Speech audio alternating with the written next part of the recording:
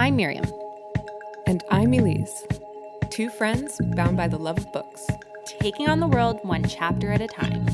This is the Book Bound Besties podcast.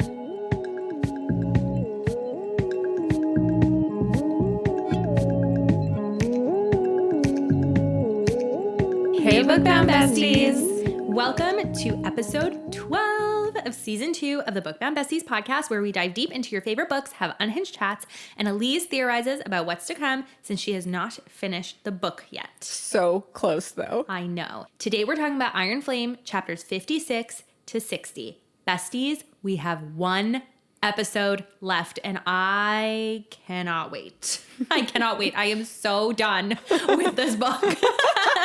Oh, my poor little heart. I was actually editing the episode that came out this week, and I realized that we didn't do our little reminder at the front of the episode. So here it is. It's officially part of our outline. If you want more Book Bound Besties content, be sure to follow along on TikTok and Instagram. On TikTok, we are at Book Bound Besties, and on Instagram, we are at Book Bound Pod.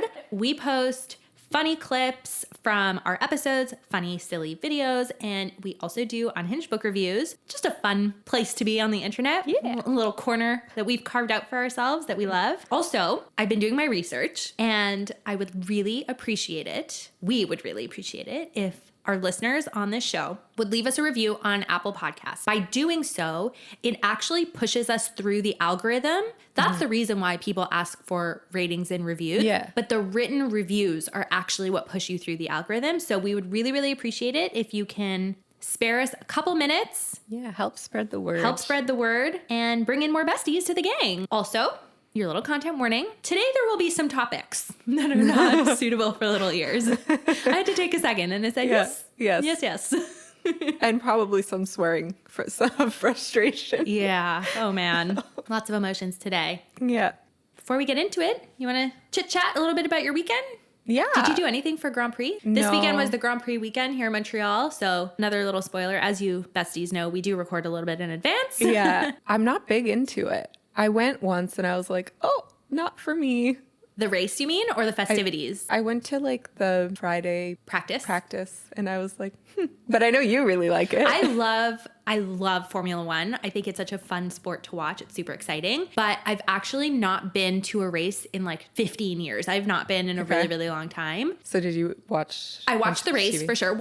I would say watching the race on TV is way more fun than watching the race there. But it's fun to go on like the practice day or qualifying, because the atmosphere is really fun and they usually have some fun activations and stuff like that. I actually used to do promo work in the summers. I was like one of those girls that would hand out free things and stuff like that. And so I used to work Grand Prix, which was really fun. Yeah, no, it was an ugly weekend here in Montreal. It's been a little chilly and not so summery. So standing outside or sitting on a cold metal bench for hours on end was not exactly enticing. For sure. Yeah. I also had a bridal shower. So this is shout out to my friend Carol, who is the girl who I went to Mexico for her bachelorette. She had her bridal shower this weekend. I had to go because we had a dinner that we were hosting here. So I left at like 6, the bridal shower, which started at 3. It went till 2 a.m. Oh my God. Yeah. Okay. The girl can party. Her wedding is going to be super fun. Yeah, no kidding. That's wild. Yeah. I was actually alone this weekend. Scott's away. So I just hung out at home and did my thing. I finished Brigerton. Finally. I know. It was so good. Yeah. I loved it. I know people were saying they don't like Colin or aren't like super in love with Colin. I.e. moi. You're not the only one. It seems to be the consensus, but I'm rooting for them as a couple so hard that like, I don't care that I don't like him, you know? I'm not in love with him, but I love them together. Yes. So I'm really enjoying the season. I'm enjoying the season insofar that we're back in the Brigerton world and not so much because I'm invested in them. I really think Nicola is carrying this season. Oh yeah, she's incredible. I don't buy into Luke as a leading man. I don't think You're allowed to feel that way. Yeah, I don't know. I mean, granted, I think the fact that they split the season in 2 could have an impact on what I'm feeling. And by the time this episode is released, season 2 will be out and we'll have binged it for sure. But that's okay. You're allowed to feel that way. In other news, we have both started Leather Lark. Yeah, I am just past the halfway point. Okay, I'm around the halfway point as well. Okay. And? I don't have the same feelings as I did for Butcher and Blackbird because Butcher and Blackbird, they had this like tangible chemistry from the get-go. I have a feeling that Lachlan and Lark are going to have it sneaks up on you chemistry. I think it's such a different book. It's sad.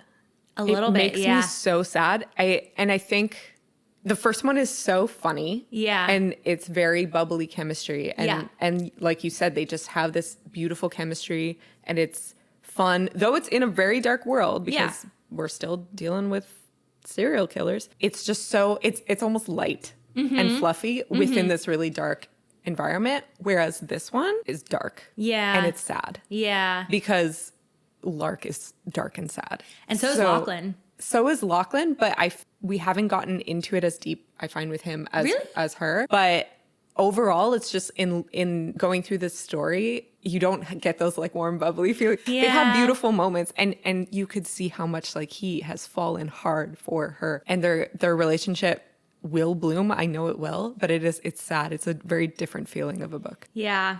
There's hope. I'm holding out hope. I'm not making any pronouncements on how I feel about the book as a whole. Yeah. I will just say that it's not inspiring the same feelings. When I read Butcher and Blackbird, from almost the first few minutes of listening to the audiobook, I knew I had to pass this on to my friends and I needed to get people to read it.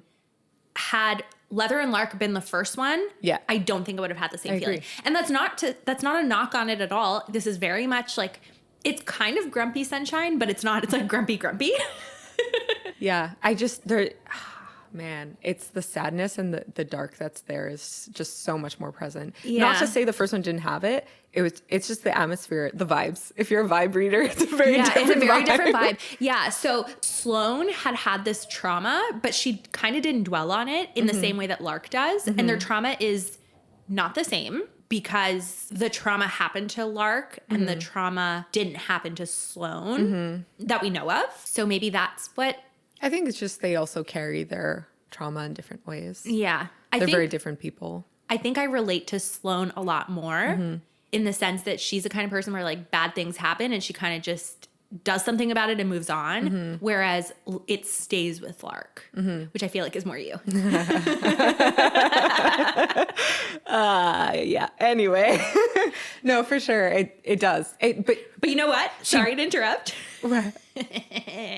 That means I get Rowan. Rowan, yeah. That means I get Rowan and you can have Lachlan. And you know what though? You were like super into Lachlan in the first book. Yeah. But he's not as hard as I thought he would be. He is such a little ball of goo. He looks like he could kill you, but is a cinnamon roll. Which is actually perfect. But anyway, I'm really enjoying it, but for very different reasons. Yeah. So, but I agree. I wouldn't like run around and be like, oh my God, like you have to read this because it's not happy feelings. Yeah. I'm really enjoying the book. Stay tuned for next week when we'll have finished it and we'll be able to give our actual thoughts. Yes. Okay.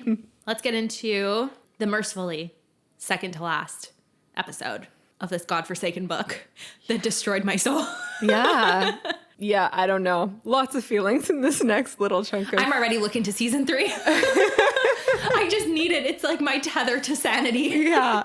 Honestly, I think this chunk of chapters ended perfectly because it's like right before the war. Yeah. So I was like, okay, this is actually a good spot to stop. But like, I don't want to read the next, like I do because I need to know what happens and stuff. But like part of me is like, oh my God, I don't want to know what happens next. I'm not ready for that. I'm not ready for the war. I'm not ready for the deaths or whatever happens. Like there's no way they all come out okay. It's funny because when I finished reading, the last chapter, I was like, oh man, I want to read what's next. But like now that I've had a minute because I've had to stop and like had a minute to pause, I'm like, I feel like I would like take a few weeks until I'm mentally ready to finish this because I think it's not going to end happy. Anyway. Chapter 56. Okay. On the cliffs, ready to face the enemy, Violet keeps pressing Xaden about his signet. Everything snaps into place, and it is revealed that he is Intrinsic. This sends Violet spiraling, questioning everything about the relationship. But she doesn't have a moment's breath as they are faced with a horde of wyvern. The wards do their duty, killing any wyvern who crosses, and that's enough to send the venom running, for now. The chapter ends with a summons from Melgren and the fact that the wards might have some cracks.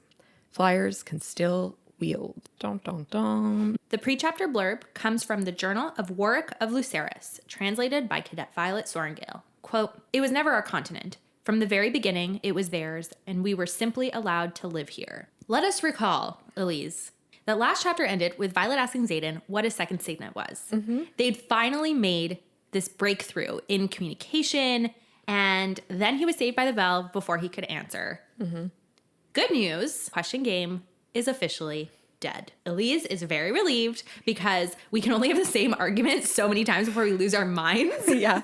Now Brennan is leading us to the chamber where the wardstone is, and Violet is plagued with self-doubt. What if she's wrong again? What if the symbol was misinterpreted again?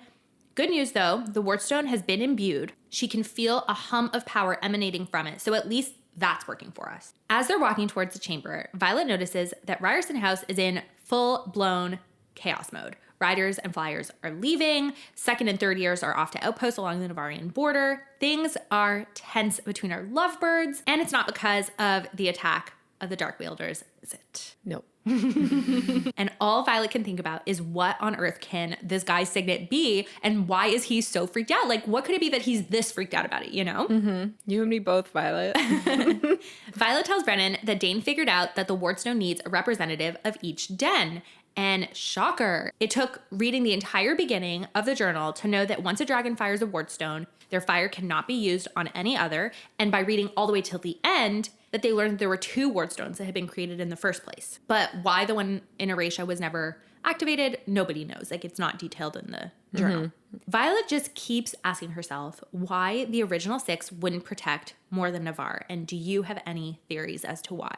Well, at this moment in reading, no, but what I kind of figured later on when Lilith reveals that Warwick didn't want anyone else to know how to do this and he wanted to keep the power Navarrian, I kind of figured it had to do something with that. So they like abandoned ship there and just because obviously initially the idea was to protect, like why else would they make 2? But then, I don't know, politically they decided no, only Navarre gets it. Yeah, maybe. There's this absolutely beautiful moment between siblings as Brennan offers to mend Violet and gives her many a word of affirmation on her efforts to translate the journal. And as they reach the chamber, Violet checks in with Tyrrendor asking him how Andarna is because she hasn't responded when Violet reached out to her. Because remember, Andarna was like smashed repeatedly against the wall by Solas last week. And he responds to her, quote, "She's been questioned by the elders and her actions were found justifiable. But to slay another dragon is a heavy mark upon the soul, even when in defense of yourself or your rider." Which is why Tyrrendor had only taken Solas's eye instead of killing him way back when. We don't even know why that was, right? Like, we don't know what caused Tyrrendor to take Solas's eye in the first place. I assumed it happened like forever Yeah, ago. I think it happened a long time ago too. I'm just curious. He tells Violet, quote, "I should have ended him then. I will not hesitate when faced with a similar predicament in the future. She now suffers with a burden that should have been mine." I know. And when Violet says, "I'm proud of her," he goes, "As am I." Oh, so cute. Welp. So now we have the 6 representatives of the dens. We have Violet and Tyrrendor. We have Xaden and Sigale. We have Brennan, Rhiannon, Suri, and Dane. Then we get a dramatic, "It is time," from Tyrrendor. And the dragons, quote, "Inhale as one and exhale fire into the chamber, and a pulse of magic vibrates through Violet in a wave, dredging her power to the surface with a feeling slightly softer than the one that had rippled out at the emergence of Erasia's first hatchling. Violet feels a leveled, anchored sensation, but importantly, the wild magic doesn't feel weaker, just more tame. Anyway, they did it, we think? Question mark? I thought it worked. Did you? Yeah. Oh, how naive of you. Brennan asks if that's it, and Xaden's like, "We don't have time to test it, so let's go." Tyrrendor and Sigale fly faster than ever, trying to catch up with the rest of the drift/riots, and actually, they beat them to it, despite having left later. Tyrrendor tells Violet to use the extra time to get her shit together because he can tell she's bent out of shape due to her argument with Xaden. She asks for a status update, where were the last sightings, and we learn that they've revamped their strategy. Now it's units of 3 riders, more closely spaced along the border than before, which I think they had like bigger riots that were just, I guess, further apart.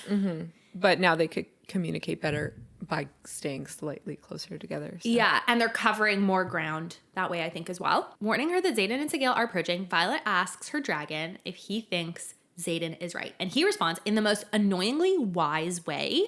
Quote, I know he thinks he is. Mm-hmm. And Violet thinks to herself, like, sarcastically, though that's helpful. But I actually love how Tyrrendor is not imposing his opinion here. Mm-hmm. He's really letting her come to her own conclusions. Mm-hmm. So Xaden lands. And he's like, there's no one else out here. And Violet's like, yeah. But he's like, no, you don't understand. There's no one who can hear us. Like, she doesn't understand why this is so important. Mm-hmm.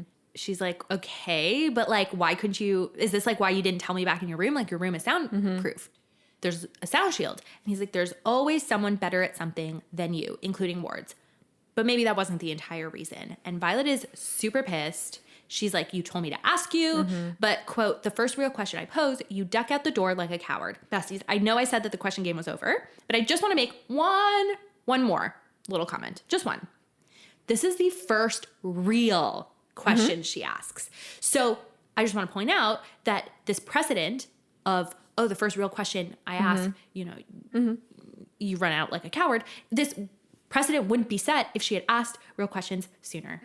That's all. I think kind of what I was saying though last time is I think the only other time she asked a real question, he also shut down. And I know it was before the question game, but again, I just like the fact that he totally valid. I understand why he did it, but the fact that the first real question she asked, he shuts down again and doesn't answer is kind of just like, dude, you've been begging me. I finally asked you and you still don't answer. Like, I just understand her frustration.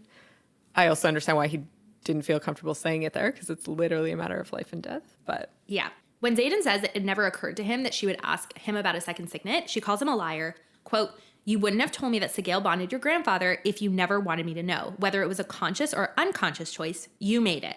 You knew I'd figured it out. Was it just another one of your ask me tests? Because if so, you failed on this one, not me. Cool, calm, and collected Xaden is no more. And this next passage wins the most heartbreaking award of the book because in response to Violet's question about how she's supposed to really love him if she doesn't really know him, Xaden asks, quote, how long do you think it takes for someone to fall out of love? A day? A month? I'm asking you because I don't have any experience with it. I'm asking because I think it will take you all of one heartbeat once you know. The anxiety I felt the first time I read this. The anxiety I felt, I texted you right away.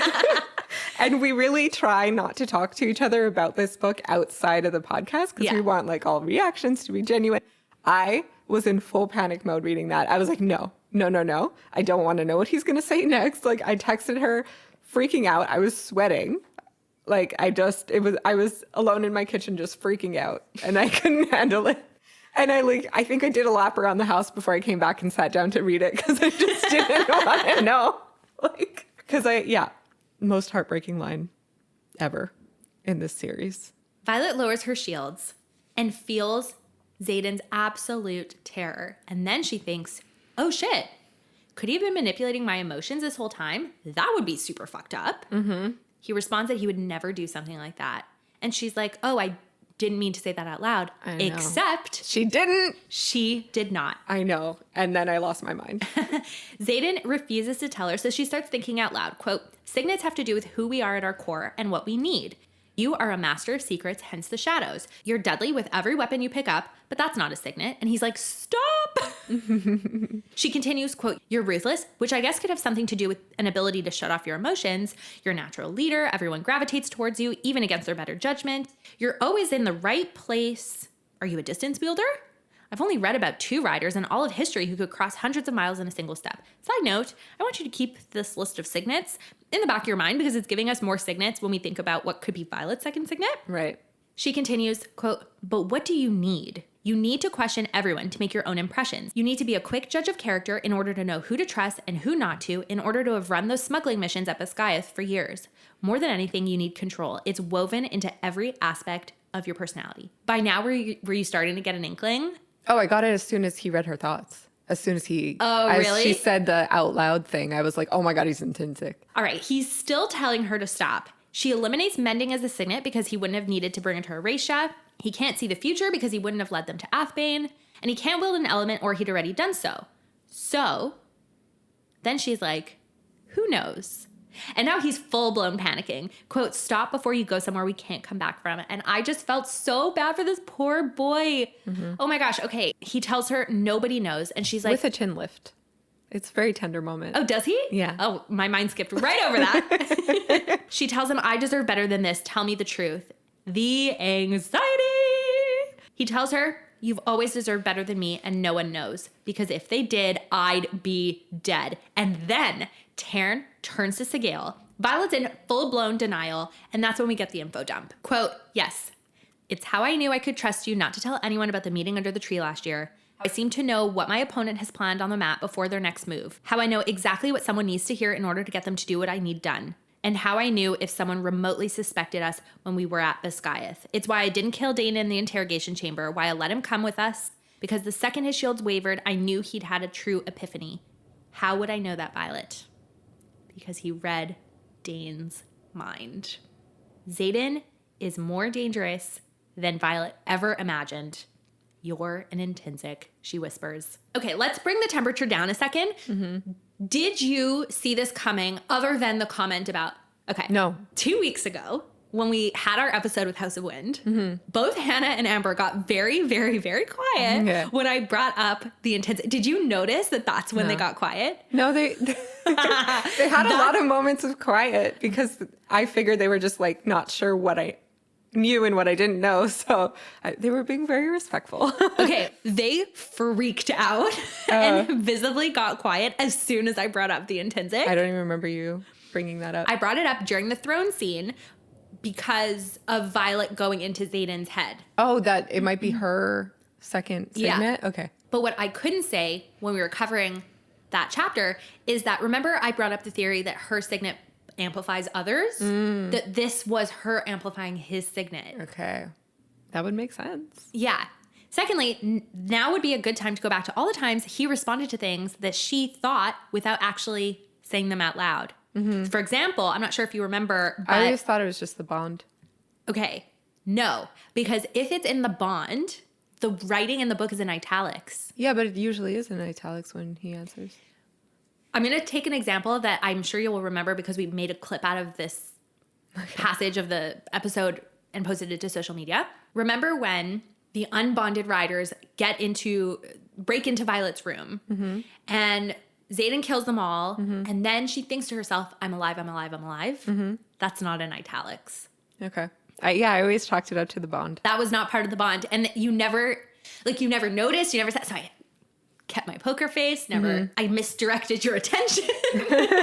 But there are several times where that was the case. It was that he was reading her intentions or reading her. Yeah. Yeah. There must have been a mix of both, though, because I remember having an argument saying, no, it was in italics, and he read her mind at the beginning before we even fully know that they have a bond. Because I remember saying, no, she said it in her head, and you were like, no. And I was like, yes, she did. It was in italics. Okay, we'll have to go back. There's like a social media clip about that. So Xaden is a type of intrinsic, he specifies. And there have been theories out there that because intrinsics are killed off, there's actually just one type of intrinsic, which is the type he is. Mm-hmm. And either he is more powerful because he gets to see the subconscious thought before the actual thought, or his signet has just not developed, or I'm not too sure, but the fact he's assuming he's a type of intrinsic. Mm-hmm. He doesn't know for a fact because there's nobody he can ask. Yeah, well, that's kind of what he says, right? He's like, everyone gets killed off at the slightest sign of being intrinsic, so there's no info on it. Exactly. It's never been documented or studied because they just die. Yeah. So. He explains, quote, think of that breath of a second before the actual thought, the subconscious motivation you might not even be aware of in your mind. Or when instinct drives you to move, or you're looking to betray someone, the intention is always there. Mostly, they come across as pictures, but some people intend in really clear pictures. Meanwhile, Tyrrendor is flooding Violet's emotions with betrayal he didn't know. The situation is currently devolving because not only are Violet and Xaden in shambles, but mom and dad are fighting too. And in a move that I interpreted as defiance, Sigale draws back from Tyrrendor and exposes her throat to him, quote, the same way Xaden just metaphorically exposed his to me. Ah! My little heart. I know. The bond between Sigale and Xaden, which I want you to park, by the way, is just so strong that he has her back because he says out loud, quote, there are some secrets even mates can't share, some secrets that can't be spoken of even behind the protection of wards. Sigale kept Xaden's back by not telling Taryn, and Xaden is keeping Sigale's back by defending her to Taryn, which I think is just really, really beautiful. Violet's freaking out, thinking maybe Xaden read her so many times and said what she wanted to hear, and like that's how they basically fell in love. And honestly, that thought never crossed my mind. Like I never thought that he used his signet maliciously. I just thought that his signet was super useful in the bedroom because he'd be able to do exactly what she needed or like wanted before she even could. That's funny. That's why he's so good at sex. Yes. That's funny. I didn't even think of that. My mind went to the relationship. You and me in a nutshell. I know. Because I did think that. Like I don't think he would ever do it maliciously or intently, but it does give him an upper hand in manipulating situations, whether he wants it to or not. Yeah, I mean, that's what he said earlier. He said, it allows me to tell people what they need to hear in order to do what I need them to do. But I don't think he would do it maliciously in a manipulative way. It's just, it gives him like an edge to make situations go his way more. Yeah. Which I could understand in Violet's case being like, feeling like that's manipulating the relationship. Because in real life, like in our world, where we don't have powers, unfortunately, some people are just really good at reading people. Yeah. And are good at playing situations to their advantage. Yeah. But you could do that maliciously, or you could do that just being like, I'm going to, keep this environment under control in a positive way. Which is fine. But when you bring it to a magical world, it feels like a unfair advantage. I could see why Violet is reeling. I mean, don't get me wrong. So can I. I'm just saying that my initial instinct was not that Xaden used his powers maliciously. I thought he used them to her benefit. I love that. Well, it's because later on he also says that's why he's so good at sparring, is because he can foretell or foresee his opponent's next step. Needs in the bedroom. Exactly. It makes sense. Exactly. Anyway, in the second most heartbreaking line of the book, Xaden whispers, quote, less than a minute. That's how long it took for you to fall out of love with me. Oh, no. Tears. So many tears. Oh, my gosh. My God. Violet accuses Xaden of reading her, but he didn't. Quote, the saddest smile I've ever seen tucks at Xaden's mouth. Elyse, no. I cannot. I know. A boy, handsome boy with a sad smile. Gets me in the chest. It just gets me. I love a sad boy. Actually, I really don't love a sad boy, but like, I love a fictional sad boy. He tells her he can't read her because her shields are up, but also he didn't have to read her because it's written all over her face. But Violet comes to the realization that despite it all, she still loves him. And another heartbreaking line. We're just on a roll, Quote, but how many more blows can that love take? How many more daggers are there in that metaphorical armoire? Gods, I don't know what to think. Nausea washes over me. Has he ever used it on me? Violet tells him that her love is not fickle.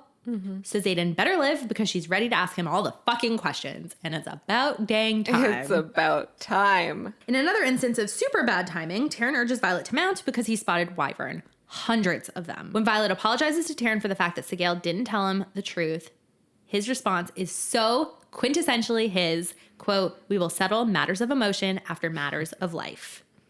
Violet opens the door to her power just when Taryn realizes that not only are there 100 wyvern, but there are 17 venin accompanying them. Yep. Violet mind-to-mind tells Xaden that they're all dead if the wards aren't up, as in if she messed up the translation once more, and Xaden, ever the confident boyfriend, reassures her that she didn't. And then the sage. From her nightmares. Elyse, there are so many caps locks in this outline. I know. Same. The sage's head turns from Violet to Xaden. In parentheses, what does that mean? And Xaden tells her that he loves her, even if she believes nothing else that he says. Please believe that. No. We will have no such.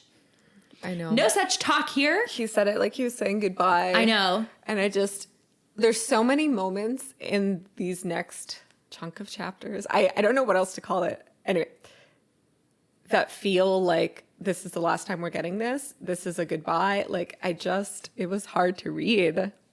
Why do you think I did not want to do this book? I did not want to have to talk about this book. I understand. I mean, it's great. No, I know. But it's hard. It's the type of book you want to read cuddled up on a couch and then experience, suffer through, and then not have to talk about because it is just so gut-wrenching. And I think I realized too, because I was sitting thinking about it, I'm so scared to read the end of the book because all fantasy novels tend to have like the last 100, 200 pages to be chaos and bad things happen. Yeah. But this isn't an SJM novel. So SJM like rarely kills off her characters. That's because you haven't read all her series. Hold on. Rarely, I said. Rarely. Things usually happen well. That's only because you read one series. Rebecca Yarros doesn't give a shit. She will kill them all. Anyway. No, you're right. Tyrrendor will not hear of this defeatist language, and he slams his shields down around both him and Violet, protecting them both. And then when the wyvern cross the wards, they basically just collapse and die. Yay. So the wards work. Hallelujah. Yay. The sage screams in villain. And Violet and Xaden are joined by Felix, and Violet wields to let loose of all that energy she's been holding on to, but unfortunately and unsurprisingly misses in front of Felix, who I guarantee will roast her for it later. But it was close enough that it freaked the sage out, so he GTFO'd. Mm-hmm. They stay stationed there another 3 hours just to make sure that the Dark Wielders don't come back. And then we're joined by Suri to tell them of 3 similar incidents along the cliffs. So this was a coordinated, simultaneous attack. Mm-hmm. So we have to ask ourselves again, what do these Venin actually want? Because it makes no sense. I agree. I still don't know. But they're like really well organized and good at war. So it's terrifying. Back at Ryerson House, everyone's celebrating that the wards are up, and I love that Violet thinks that, quote, the noise filling the cavernous space of Ryerson House's foyer somehow makes the area feel smaller in the best way, less like a fortress and more like a home, because it's your home, methinks. You will be the queen, perhaps, of Tyrrendor? It's where you belong. Duchess? I don't know. If they survive the next few chapters. If they survive the next 3 books. Yeah, well, let me get through the next few chapters first. While everyone is celebrating, Xaden tells Violet that they're needed in the assembly chamber. In an unnatural move, Violet keeps her shields up around Xaden because she's worried that without them, he'd know how messed up she is over the truth of the second signet. Like, she's trying to protect his feelings at this point. Quote, I can't imagine walking away from this, from us, but that doesn't mean that we don't have some serious issues we need to discuss, nor that I'm not pissed as hell that he's given me another reason to doubt my own ability to trust my own judgment. And just because I can't imagine walking away doesn't mean I won't if we can't find some healthy ground. I'm quickly learning it's possible to love someone and not want to be with them at the same time, which I can just relate to so deeply. Yeah. I've had relationships, my current relationship at some point I walked away from. Yeah, that's true. So, I mean, luckily for me, it worked out. We both did some work and got back together and, you know, things changed. But, you know, when I started dating Justin, I knew that this was the person I was going to marry. Things were not always healthy between us. And so, you know, I walked away thinking either this was it and, you know, I had the wrong gut feeling and this was not the person I was going to marry, or that, you know, it was going to take us a long time, maybe years before we found each other again. So it's a very difficult decision to make when you are still in love with someone, but you just know that things are not right. Like, it's not good for you to remain. It's hard to see that too.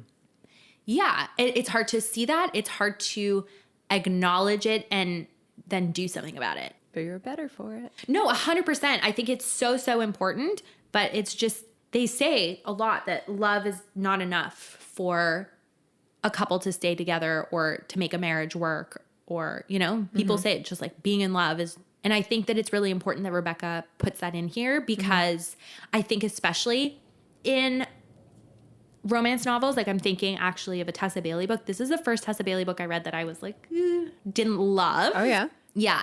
The couple are basically polar opposites. The guy is extremely regimented and the girl is kind of a loose cannon. But he's like, oh, we'll figure it out because I love her and like I need her in my life. And obviously it's a romance novel, so it ends once they make a decision to like be together or whatever, you know, one makes a grand romantic gesture. But that's like not, it's just not realistic. You're absolutely right. It's just in witnessing all this, I was just like, oh my God, can you just take the dagger out of my heart, please? Like, I don't. It's so hard. But don't you appreciate that she's finally having these difficult thoughts? Like she's taken her head out of the sand. She's finally actually processing their relationship. Yeah. And I don't think she could have without fully seeing the whole story, the whole scope.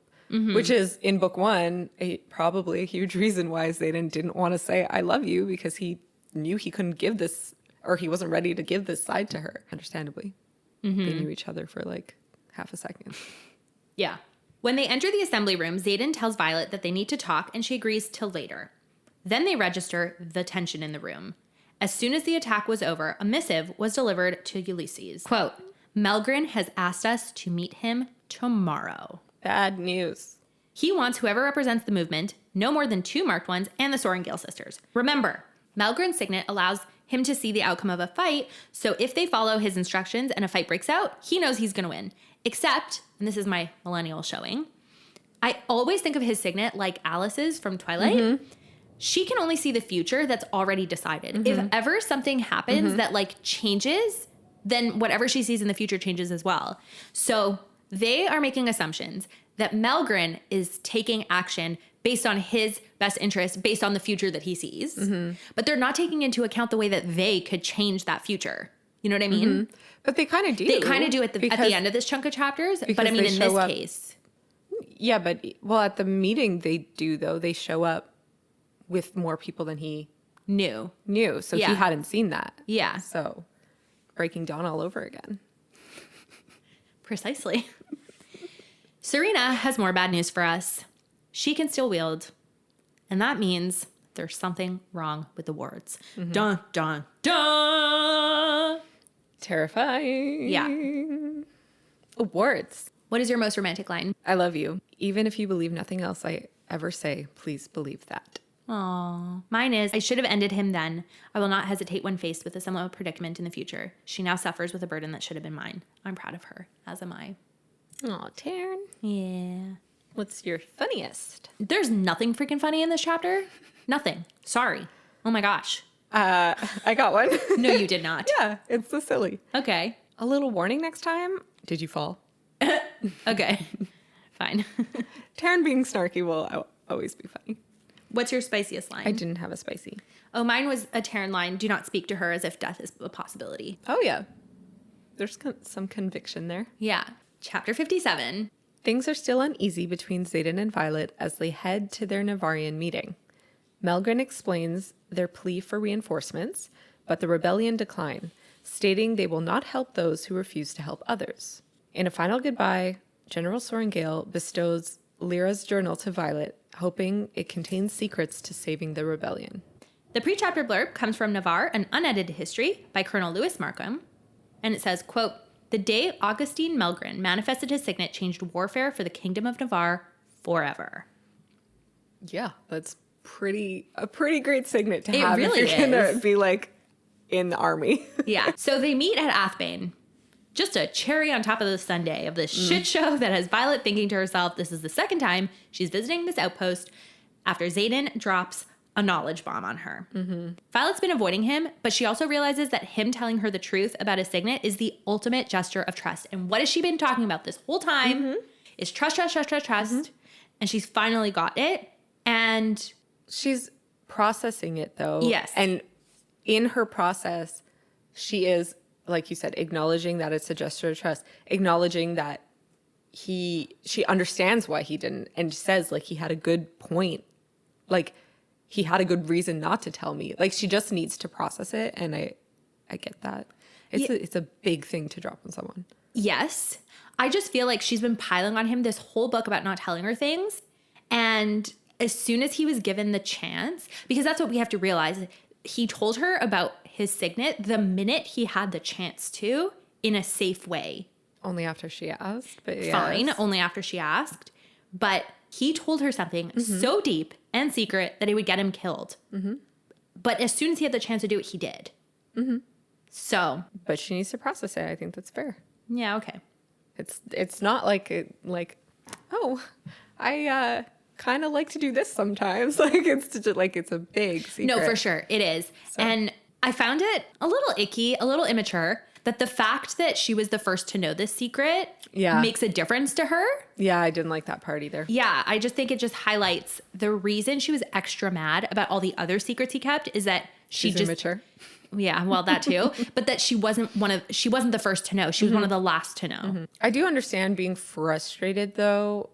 Like, oh my God, all my friends and family knew and I'm the last to know. Like, you all have been keeping this from me. Like, yes, but what have we been praising her about for the last 2 books is her, well, for the first book. This book we haven't been praising her about it, but it's for her use of logic and her ability to be rational in emotional situations. Yeah, but she hasn't been for... No, that's it. She hasn't been. 500 pages. Yeah, exactly.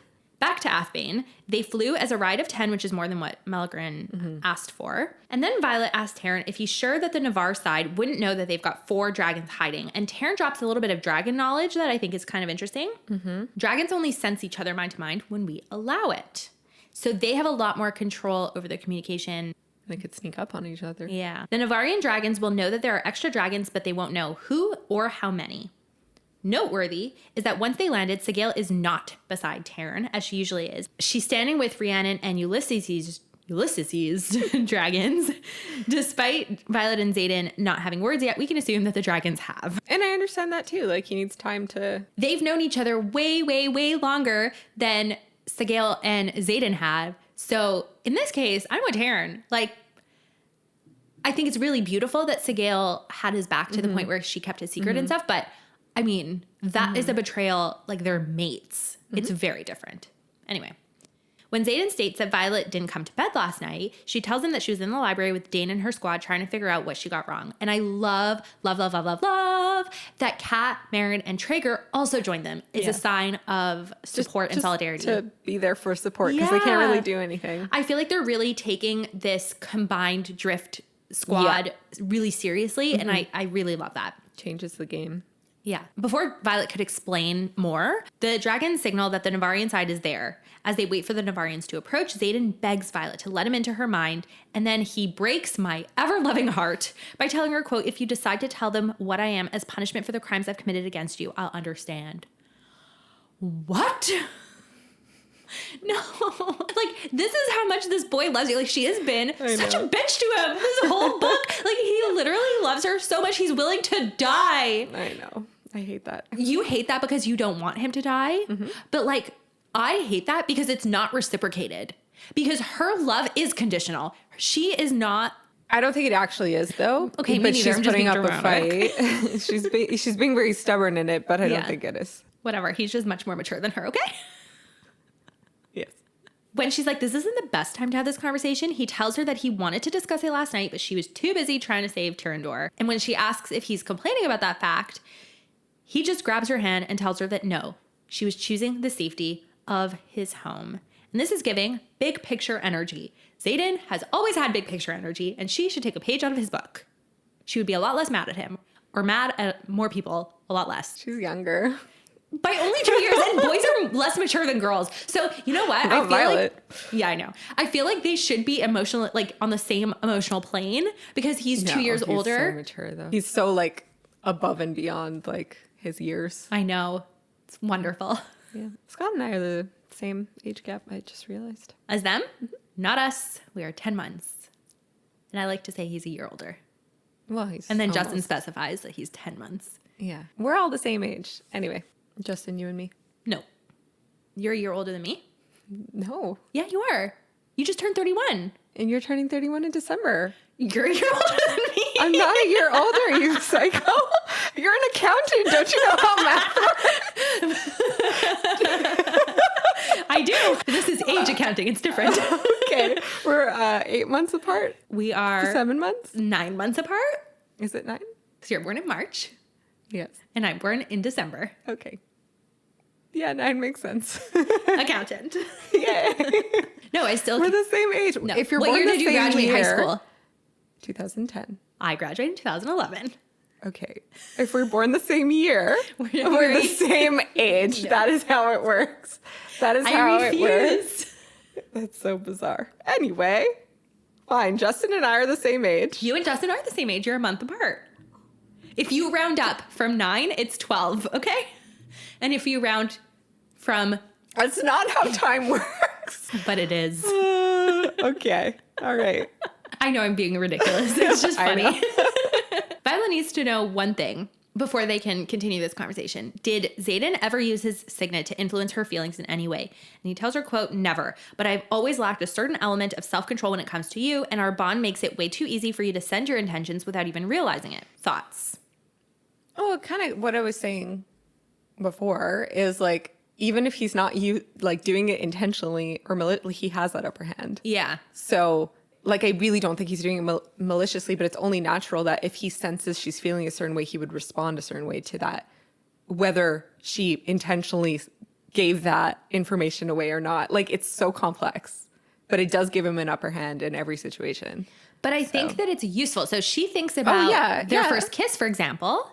Mm-hmm. And I'm very grateful that he could read her intentions in that moment. Thank you very much, because we got a fantastic makeout scene out of it. Yeah, because he knew that she wanted to kiss him. Yeah. But I see her side of feeling a little bit like... it's a violation. Invaded. Yeah. Like, it's just weird. I think it's something she could get over. Yeah. It's just, I understand needing the time. Yeah. Because I would feel the same way. I'd be like, oh. Yeah, I probably would as well. I just probably would get over it really fast. Okay. Because I'd be like, I was obsessed with you this whole time. And the first kiss, because she brings up their first kiss, and he confirms that, yeah, he did read her intentions around that first kiss, but he'd do it again. And I'd be like, yeah, thank you. Yeah, it was a great kiss. And it led us to this relationship that we're in now, which maybe, yes, is tumultuous at the moment, but has led us to 3, 4, 5 really hot scenes. So, and that's what's important. It here, really people. is. It is. In this novel, it is. It is literally the only ray of sunshine in this dark, dark mess. It is a dark mess. Oh, man. Xaden, though he acknowledges that he did it before their first kiss and he'd do it again because it brought them, to this love story, he said that he doesn't do it anymore because it made him think about what Dane had done. Mm-hmm. And it made him know better than he was. Yeah, except here Dane's saying to herself that it's different because Xaden had not brokered whatever information he garnered by the use of his signet to inflict bad things onto others. Yeah. So, but Dane did not know people were going to die for what he did. But he brokered the information. What I appreciate, though, is that Xaden made the parallel and was like, oh, that's icky. Violet didn't like this. Yeah. I'm not going to do it. Yeah. So I just thought that was a really nice gesture and a very mature realization to have. Yeah, for sure. I just think that the important distinction that Violet makes that I think we need to make as well is in the brokering of the information. So whether Dane knew the outcome of the information, it's not as though, like, it's going to sound a little weird what I'm going to say, but Xaden was using his signet to gather information that served him. Nobody else really was impacted by whatever he garnered. Whereas Dane took this information and allowed it to serve other people. Had Dane taken the information and allowed it to serve himself, I think it would have been a lot more comparable. I'm nitpicking maybe. Yeah, no, I don't think you're wrong.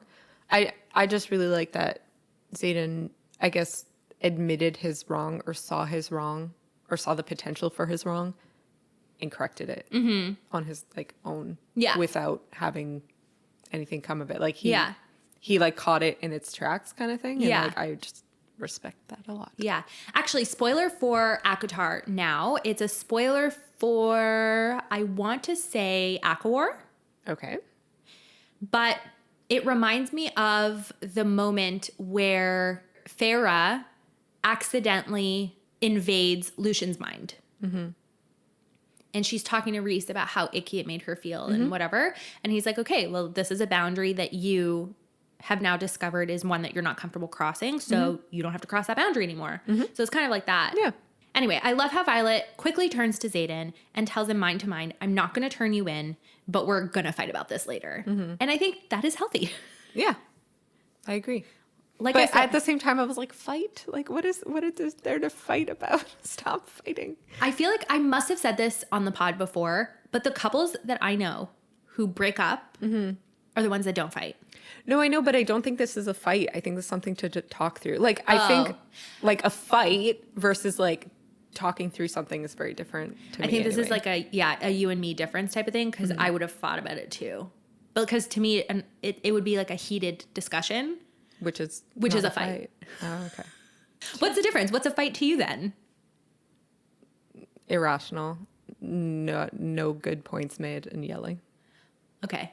That's a fight. See, and that's not productive to me. So see, that's for me, a fight is excellent points made and yelling. Okay, to me, that's a discussion. And I think that's great and super healthy, which is why that's how I quote unquote fight. Okay. But anyway, I think we're imagining the same scenario, just using different words. Yeah, because like to me, a discussion is like you stay really calm. Yeah, and I mean, it could be a little bit. There's obviously an undertone of like frustration there. Yeah, but staying calm is important to be able to actually get through it, I think. Okay, see, I thrive on chaos, and I can make excellent points while violently angry. So to me, the two are not mutually exclusive. Okay. Like to me, what turns a discussion to a fight is the like emotion and the yelling, probably. But I'm going to toot my own horn here, which is probably not at all true. My husband would probably disagree with me greatly, but I don't think I ever make irrational points. Okay. I think I always make very, very good points in our arguments. Everybody thinks that, though. That's what fighting. That's why people fight. People wouldn't make points if they thought they were bad or irrational. No, some people just say things just to say them. That's unfortunate. I don't know. So, like, yeah, what's the difference between a fight and an argument? You just think it's the degree of irrationality? I guess when I hear the word fight, like, I think of like, because I agree with the sentiment of what you're saying. But I've known couples who like fight and it's just like, just to get at each other. They're not making good points. They're yelling. It's just very chaotic. And some people just like live in that. Some couples just live in that. And like, to me, like that sounds terrible. Right? Okay. So maybe to me, that's like fighting, but having discussions and talking through things, even if it gets a little heated, like to me, like that's just like a good discussion. Okay, so you know what? I take that back. Fight. Rather than fight, I will use the word argument. Okay. Argument is fine. Because an argument is just a heated discussion. Yeah. I agree with that. Okay, so she should have said, we will argue later. Yeah. Okay. Yeah. Because I think that's what we do, is we argue. We don't fight. Yeah, I think arguing is healthy. I agree.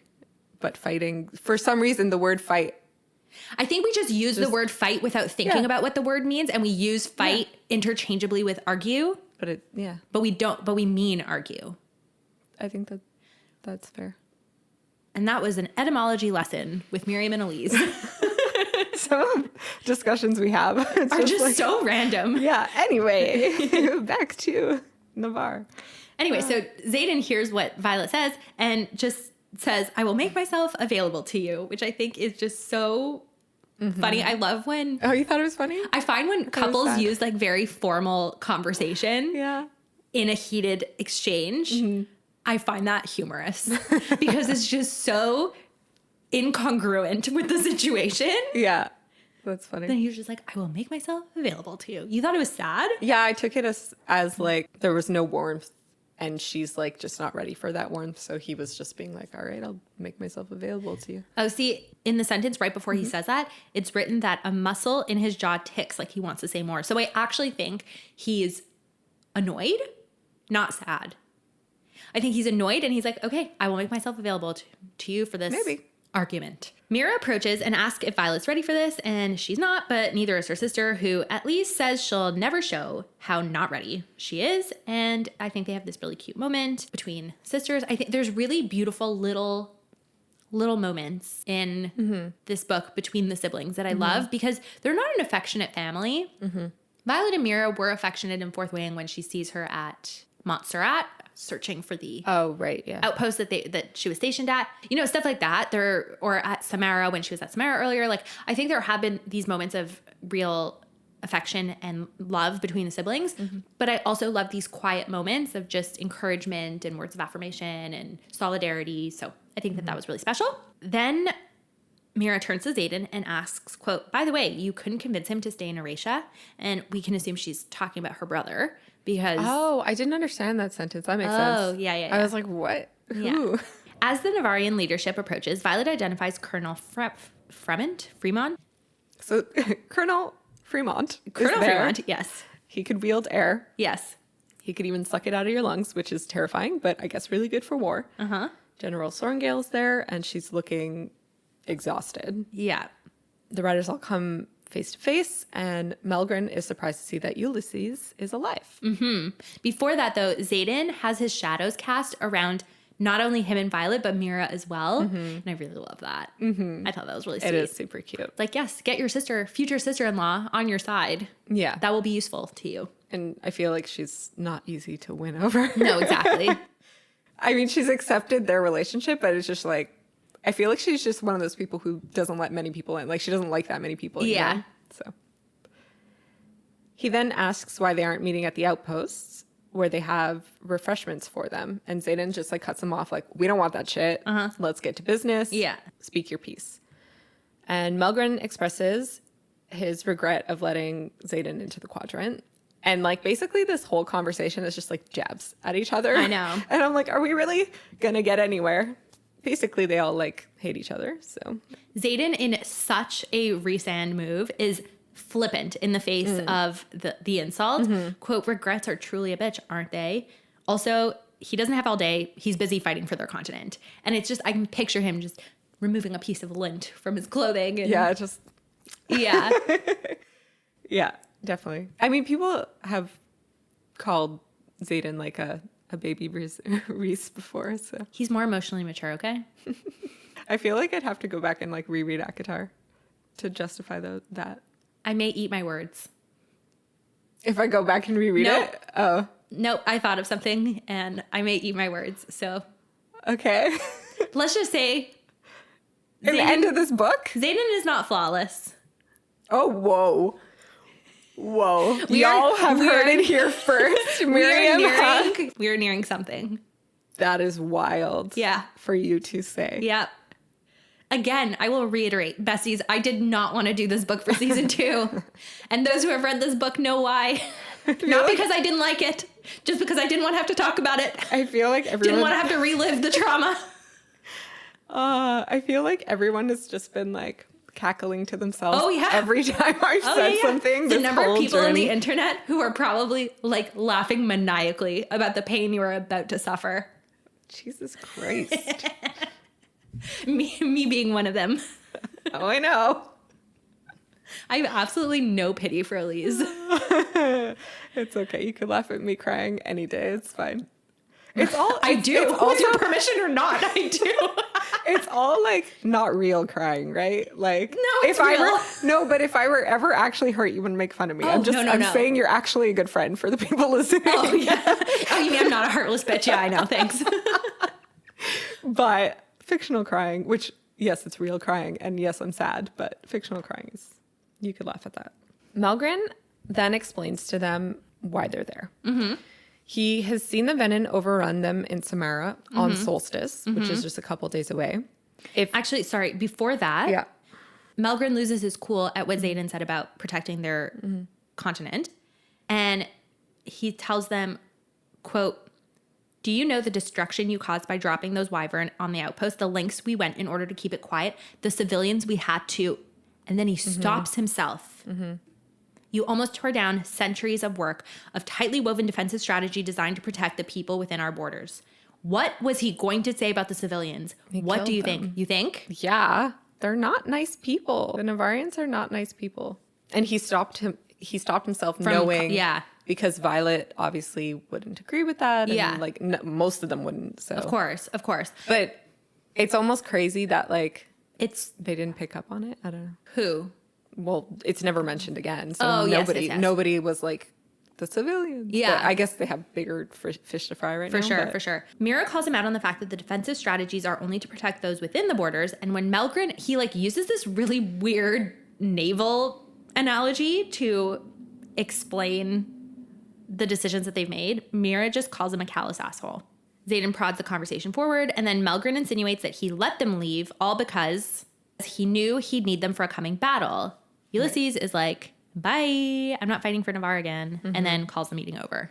Basically, Melgren tells him, like, he has seen what he's seen in his visions, that Venin overrun them in Samara on Solstice, which is just a couple days away. And if the Venin win, they will force the shields back, leaving more people exposed in Navarre.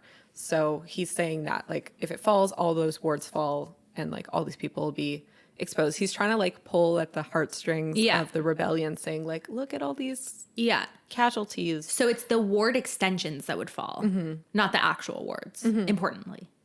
Yeah, which they harp on about later. So Navarre needs all the riders they could get to help them to change the outcome of the visions that he's seen. And obviously, if he's seen these visions, the marked ones weren't there. Exactly. We presume. He could be lying. Who knows? Do we trust the guy? Probably not. Probably not. Violet then reaches out to Xaden, asking him to read their intentions. For someone who's been... Hypocrite, methinks? Yeah. For someone who's been, like, so put off by this recent news, she's pretty quick to jump in and be like, yeah, so about this intrinsic. Yeah, this is a handy signet to have in our back pocket, is it not? Yeah. But there's only one of them that's unshielded, and she doesn't actually provide that much info. Xaden's, like, able to read all her intentions, but she's just, like, not useful. Melgren asks them to join their fight to change the outcome. Sorry. And yeah. One of the things that the person, the woman whose shields were down, one of her intentions or her thoughts that Xaden was able to read is that she wants to argue with Lilith over her affection for her daughters. And I just want to point out that this is another point for me in the Lilith loves her children and is making choices she thinks are right, even though we don't agree with them column. Just wanted to say that. Fair. You say fair when you, like, don't really agree with me, but you want to give me the point. Well, it's because, like, I don't really know what they were going to fight about, but when we see Lilith later, she's a cold, hard bitch, and, like, it's just hard to root for her. Like, I hear what you're saying, and I want to agree with you, but then she doesn't demonstrate it well, so I just don't. Like, it's hard for me to get on that train. Yeah. And, like, in the next chapter or whatever, when we actually see her in Navarre, like, it's hard because she gives the journal here. So you're like, oh, but then the next scene we see her, she's awful. Yeah. So it's just, like, it's so hard to root for her. Like, I'm struggling to root for her. It's not that I'm rooting for her. No, I just think that I'm having trouble, like, agreeing with what you're saying because of how she demonstrates it. Okay. Like, she doesn't demonstrate it, like, enough for me to be like, yes, she does care. Okay. But I do hear what you're saying. That's what I'm saying. Like, yeah. But I'm just hesitant. Like, I have trouble getting on the Lilith train, I guess. Melgren asks them to join to change the outcome of his vision. But Ulysses states that they don't fly for Navarre. But General Sorrengail chimes in with a good point, saying, but you do fly for the Empyrean. And that is the basis of being a writer, is, like, to help protect the Empyrean. So it's kind of a good point. Things get heated, more words are thrown back and forth, all these little quips of how much they hate each other and accusations of being traitors and blah, blah, blah, until Melgren barks enough to break up the fight. And then he presents a little nugget. In exchange for helping them, King Terry will respect their independence of their riot and their city in return for fighting with them. That's not a little nugget. That's huge. That's huge. That's breaking off a chunk of the unified Navarre. He is allowing them to secede without retribution. That's huge. Yeah, I guess that's a good point. I kind of saw it as, like, they don't respect or care for Navarre enough to need it. Well, because he also says that their citizens will no longer get conscripted That's big. And that they can just live their lives on their own. I think it's a very big... Because it stops a war. What stops a war? Him allowing them. Yeah, that means... Because basically, if you recall, there were essentially 2 wars potentially coming from Violet taking all of those cadets from Basgiath. There was the war with the Dark Wielders, and then there was the war with Navarre in retaliation for having taken all of those cadets and from... absconding. Okay. No, I guess that's a good point. I saw it as Tyrrendor isn't part of Navarre, therefore King Tari has no power over Tyrrendor it. is part of Navarre. But it's outside the wards? That doesn't mean that they're not... So Auresia is outside of the wards. Not all of Tyrrendor. Oh, okay. Auresia is outside of the wards because Auresia was assumed to be destroyed. Okay. But... think of all the marked ones. All the marked ones are Tyrish, and they've all been conscripted into... Yeah, but they were brought into Navarre and put into homes and stuff. The rebellion kids, you mean? So I thought Tyrrendor wasn't part of Navarre. That's why in reading this, I was just like, oh, thanks, but like, no, I'm pretty sure they are part of Navarre because if you remember that really random history class a few weeks ago? I don't know. There was a really random history class where Devera replaced... the professor, yeah. And they were discussing what was lost in unification, and there was a Tyrish girl who was talking about their customs and their festivals and their language and their blah, blah, blah. So Tyrrendor was unified.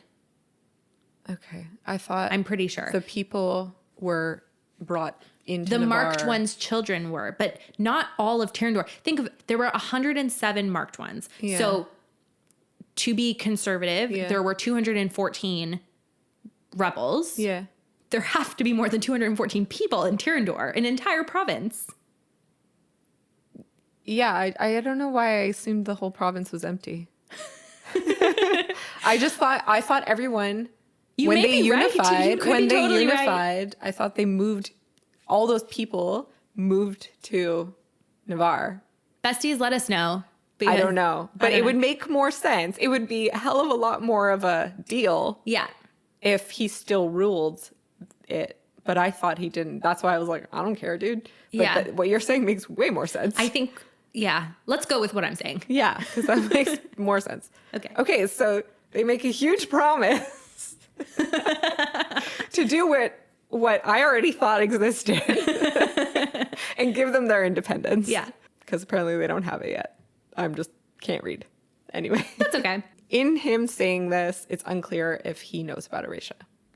Right. Because Melgren basically says that when he mentions not conscripting their citizens and not starting a border war that he thinks Navarre will win, Mira calls him out on it, saying, quote, if you truly thought that, you would have invaded the second we left, unless you saw the battle didn't go your way. Then Ulysses says, a kingdom who never came to the aid of others doesn't deserve aid in their time of need.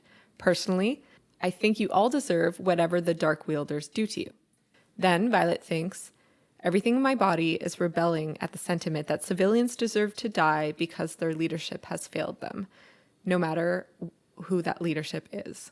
Melgren is done talking with Ulysses because he looks to Xaden, the heir apparent of Tyrrendor, to make a decision or to make some sort of pronouncement. But then no one says anything as the sound of bootsteps fills the clearing. Lilith looks like she's seen a ghost because she has. Brennan has joined the party and announces, quote, we rule by committee, and I think I'm safe in speaking for the quorum. We do not defend kingdoms who sacrifice neighboring civilians, let alone their own children, so they can hide safely behind their wards. You will not escape the suffering you forced the rest of the continent to endure. When all 3 of your children stand against you, perhaps the time has come for self-reflection. This meeting is officially over. Your hatching grounds are not in danger, and our riot has their own to protect now. I mean this with every fiber of my body. We deny your offer of peace and happily accept war, since it sounds like you won't survive another 2 weeks to fight it. Dang, Brennan! That is cold. Despite the quorum deciding, Violet waits for Xaden to speak because she's obviously hoping he's going to stand up for the vulnerable. Has she met him? This guy's ruthless. He cares only of his own people, and actually more than his own people, he only cares about her. Yeah. I wasn't surprised in the slightest when he says, quote, if I were you, I'd try calling on the allies who helped win the Great War in the first place. Oh, wait, you cut off contact with them centuries ago. I suppose this really is farewell. Like, that's the sass I expected. Melgren declares they're done, but Lilith hangs back to needing to speak to her children. Mm-hmm. So basically, we get more information about the wards. Mm-hmm. She explains that Warwick's journal lied, that he believed that only Navarre should hold the power of the wards, and that they can't trust that their wards will work. They will fail eventually, which is like terrifying, but also maybe a bit of hope because we already knew that there was something wrong with them. She then hands over Lyra's journal, saying that it holds the truth because she believed that the truth needed to be preserved. Mm-hmm. And in this moment, I was just so scared because I was just like, they already used their main dragons on the wardstone. If they have to re-imbue it, they're going to have to find other dragons. And then what if they don't have the right dragons because they need all 6 different dens? Anyway, full on spiral. Had a little moment there. See, I think it's so funny that you skipped over all of the emotions with Lilith and her daughters that I think humanized her. Okay, go ahead. But it's just, I think it goes to show like what on different pages we are. Yeah. Which I think is just interesting. I thought this whole interaction. Because basically Lilith asks Xaden to speak with her children, right? Mm-hmm. And Xaden's like, why do you want to see your daughters and like speak to them? Mm-hmm. But Lilith can't even focus because she's so focused on the child that she mourned. Mm-hmm. And Violet gently tells her mom, Brennan's the one that mended me after Ressin. And so Lilith is like, you've known for months. And I can just picture this woman crumbling on the inside because Violet had even said a long time ago now that her mom really only truly loved Brennan and that she changed as a person when Brennan died more than when the love of her life, her husband died. So I just felt so much empathy for her in this moment because again, she's got that professional side of her, which she's convinced she's doing the right thing. And we don't agree with her, but she's got that side warring with the love that she feels for her children. And so like Violet sees this, Violet feels bad for her. Brennan, we know, doesn't feel bad for her. Mira doesn't feel bad for her and actually wants to get things off her chest because Mira is like, why are you being so nice to mom? Like you were collateral damage for her as well. It's not just Brennan. Yeah. And then, yeah, I just feel like this poor woman is in absolute bits. She's seeing her children. She's now basically been given a death sentence now that the revolution has refused to come to their aid. Her eldest daughter has no empathy for her, being like, what do you want? Like, let's get this conversation over with. And Lilith just says, I don't think that that matters at the moment. So, like, she wants things. She's just not showing what she wants. She's not emoting what she wants. But I could just imagine on the inside the storm, pun intended, that is waging inside of her. And she decides to put her emotions aside to then give the journal and like give that info dump that you just went through. I get, maybe I'm over interpreting. No, I think you're right. I think there is a lot of turmoil there, but I guess seeing the way Mira and Brennan have zero empathy for her and both feel that she sent her children out to the wolves and don't feel loved and don't feel that their best interest was really like the way they see it is Lilith was acting on behalf of Navarre and was like rather than being a mom yeah. And like obviously don't feel love for her and there's a lot of hurt Violet. there. She doesn't feel love for her mom either. There's a lot of hurt there. So obviously if all 3 of your children have like chosen to betray the country and go join the rebellion and not care to sentence you to death and have no desire to have any emotional interaction with you, like you've failed as a mom. I am not defending her motherhood. I'm not. I'm defending her as a person who is clearly having a lot of conflicting emotions. And I think that we've talked about this in the past. I think it's really important to remove your feelings about her and what a shitty mom she's been or whatever, and take it from her perspective. Like she may not think she's winning Mom of the Year award, but she, in her way, in her mind, loves her children desperately in a way we don't understand. But she clearly does by the way that she's behaving I think the gesture of like giving the journal is giving them a chance to survive. And like, so obviously there is something there, but it's like, it's just hard to, like, I don't disagree with what you're saying. She obviously loves them if this is a gesture she's doing, but it's just like, it's hard to root for someone. I'm not rooting for her. I'm not rooting for her. I'm not saying I like her. I'm just saying that we need to look deeper. Yeah. Because this woman is obviously experiencing a ton of turmoil and is feeling very conflicted between her love for her children that we don't understand, but that is clearly there by her reaction when she saw Brennan back alive, and the way that she was looking exhausted and unwell, you know, whatever. This all has to be weighing on her, but then also her very cold demeanor. I'm just saying that, like... But why? Why what? Like, why do you feel the need to look deeper? And because I think she's a complex character that's super interesting. Okay. And I think that this is a really unique character in the sense that I cannot fully hate her and write her off. Okay. Because I think that there is something we don't know. There is a reasoning we're not privy to. Like, there's got to be something, because this woman obviously cares for her children in a way that makes no sense to you and me, in a way that we don't necessarily agree with, that we don't recognize as love. But yeah, I just don't think it's cut and dry. I think it's incredibly sad. It's tragic. Oh, it's super sad. So I don't know. I think it humanizes her in a really weird way. I don't know. I like have this thing for her. Yeah. I mean, maybe I want to be in her head. Maybe in future books we'll learn more about her. Maybe. But I guess I've just chosen to write her off the way her children have. But I think that we are being manipulated to do that. Yeah, obviously. So it's my first time reading the book. Yeah. I read chapters and then I have to react to them. It's a lot to process, guys. I know. Okay. But she even says, so basically after she gives them the journal, she says that whatever words you raised from the instructions of Warwick's journal will fail. Mira lies and is like, oh, no, they're fine. And then Lilith instructs them to open the bodies of the wyvern who died crossing the borders yesterday. And in a typical mother move, she goes, why ever would you think I'd be ignorant of activities on your border, Violet? Ignorant of where my children are. Then she turns to Mira and talks to her about the carcasses and blah, blah, blah. And then she says, turns out the stones used to create them were nothing but cold marked rocks with runes.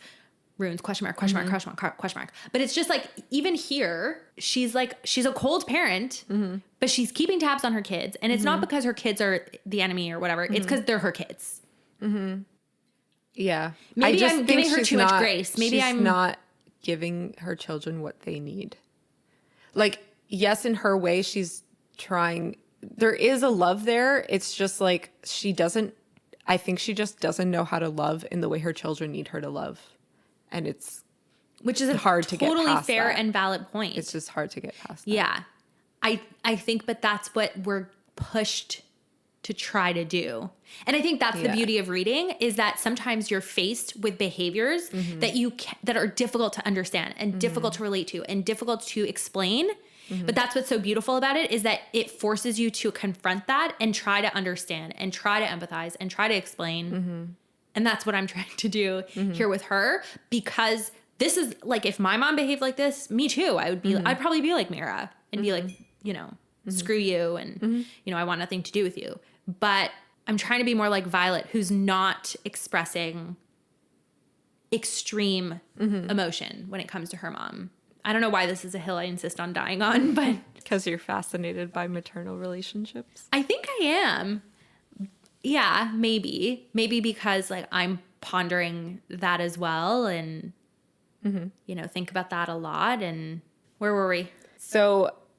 we just found out that there's runes inside the wyvern carcasses, which means the Venom used runes. Right. Which is terrifying. Which is why, remember a few weeks ago when I told you, oh, I kind of agree with Navarre wanting to keep the knowledge of runes to themselves. Yeah. This makes sense. Yeah, it definitely could be part of it. And you were like, no, I don't like that they're not sharing this information with everyone. It gives power to non-writers, which... could be good, but obviously could also be used for evil. Yeah. So there's always Both sides. Which I just didn't think of the bad side. I thought of the good side. Because it's a Tyrish custom, I was like, is this suggesting that venin somehow began in Tyrrendor and with the Tyrish people? And then I thought back to the skin color of the venin was definitely more like Xaden's. So I don't know, like maybe I'm just speculating too much, but I was just feeling like there's a lot of parallels between venin and Tyrish people. So I don't know if that's just like part of their history. Anyway, taking stock of all the little things, I guess, because we will see. And then it turns out that the journal is in yet another language. It's in Moranian, and it is a dead language that Violet cannot read. But Jacinia can. In In a heartbreaking line, Lilith turns to her daughters and says, quote, "You don't have to understand my choices. You simply have to survive. I love you enough to bear the weight of your disappointment." And again, like, this just makes me so sad. I did write that quote down. I did write that quote down. It just, you know what? Our parents are doing life for the first time, and they're literally doing their best. Like, I can't imagine that Lilith is not doing her best or what she thinks is right. So, yeah, I don't think she's some sort of like sociopath or terrible person. I just think that, again, she is doing the best she can with the tools at her disposal. And there must be some reason that she's not joining her children that we just don't know. On their way back to Erasia, Violet and Mira break away to investigate a wyvern carcass and pull out a chunk of onyx. Yeah, not the onyx storm I want to be faced with. Nope. And it's marked with a complex rune. So Violet thinks to herself, did someone give the venin runes?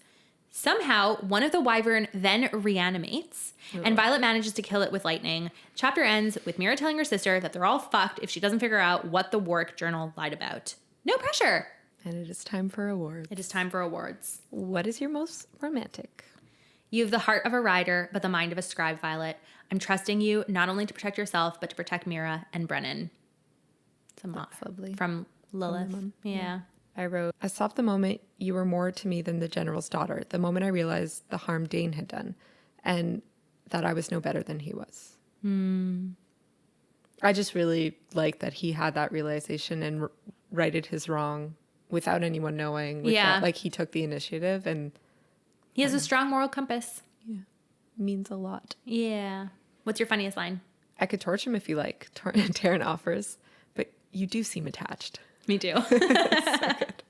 What's your spiciest line? And here I was thinking you were dead, Ulysses. And here I was hoping you were.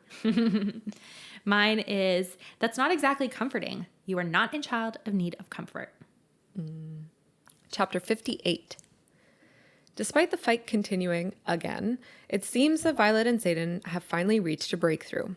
Then, in battle brief, Violet realizes Melgren's lies, and the real attack by the venin will be on the Vale. They need to decide if they want to protect Navarre or let it fall. The pre-chapter blurb comes from the Journal of Warwick of Lucerys, translated by cadets Violet Sorrengail and Dane Atos. And it says, the combined hatching grounds at Basgiath is our generation's greatest asset and our greatest liability. The chapter opens with Violet expressing genuine frustration with her brother, who's refusing to reconsider the refusal to come to Samara's aid. But guess what, Elise? She is on her way to our favorite place with our favorite person, the sparring gym with none other than Xaden Ryerson. Honestly, going into this, I was like, you know what? This is where they're at their best. They really are. This is where they're at their best, and this is gonna make a difference. This is gonna be fruitful. Yes. They haven't seen each other in a week. Things are still tense between them, so why not get some other tension going on the mat? Am I right? Violet is all spice and sass when she asks him, what exactly are we fighting about?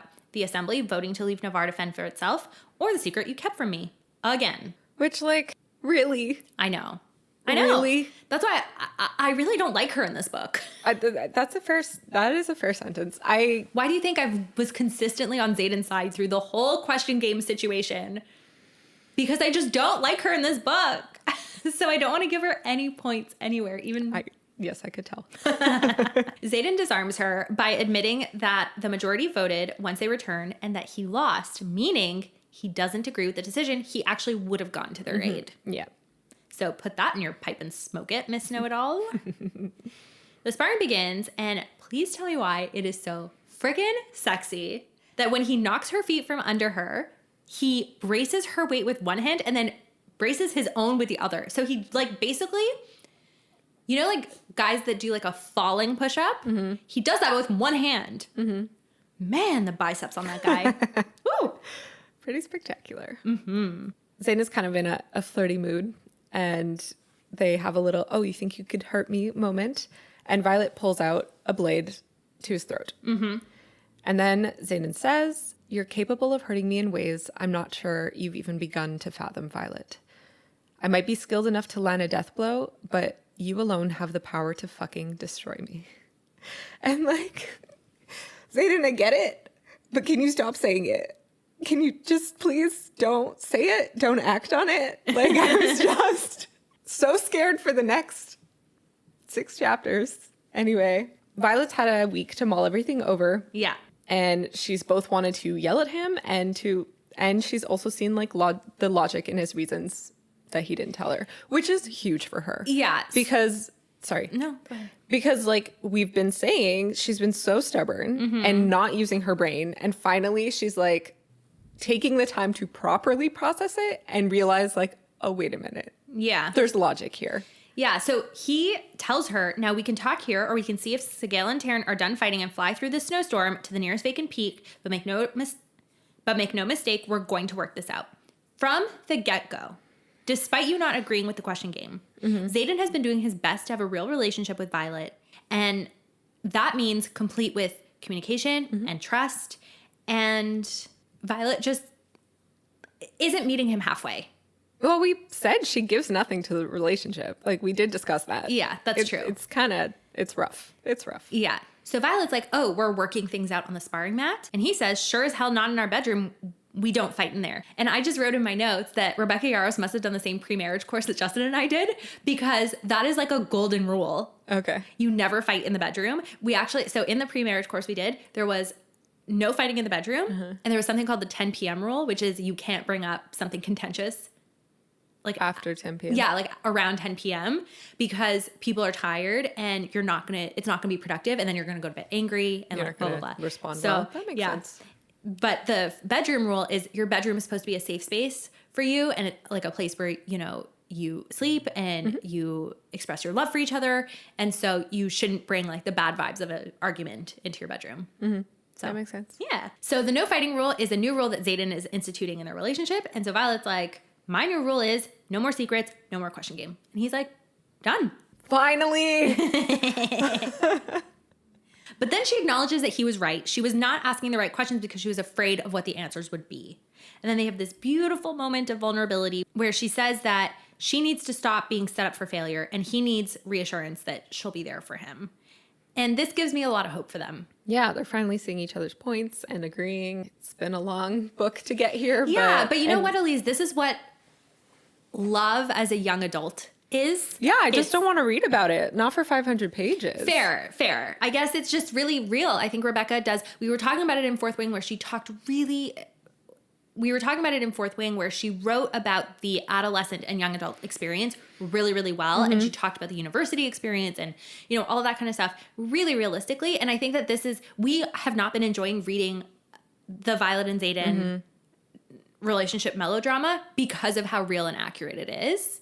Yeah. I just think that love when you're a young adult is messy. You're learning about yourself. You're learning about the other person. You're going to make so many mistakes. And the key is to give the other person grace and to grow from it and to grow together from it.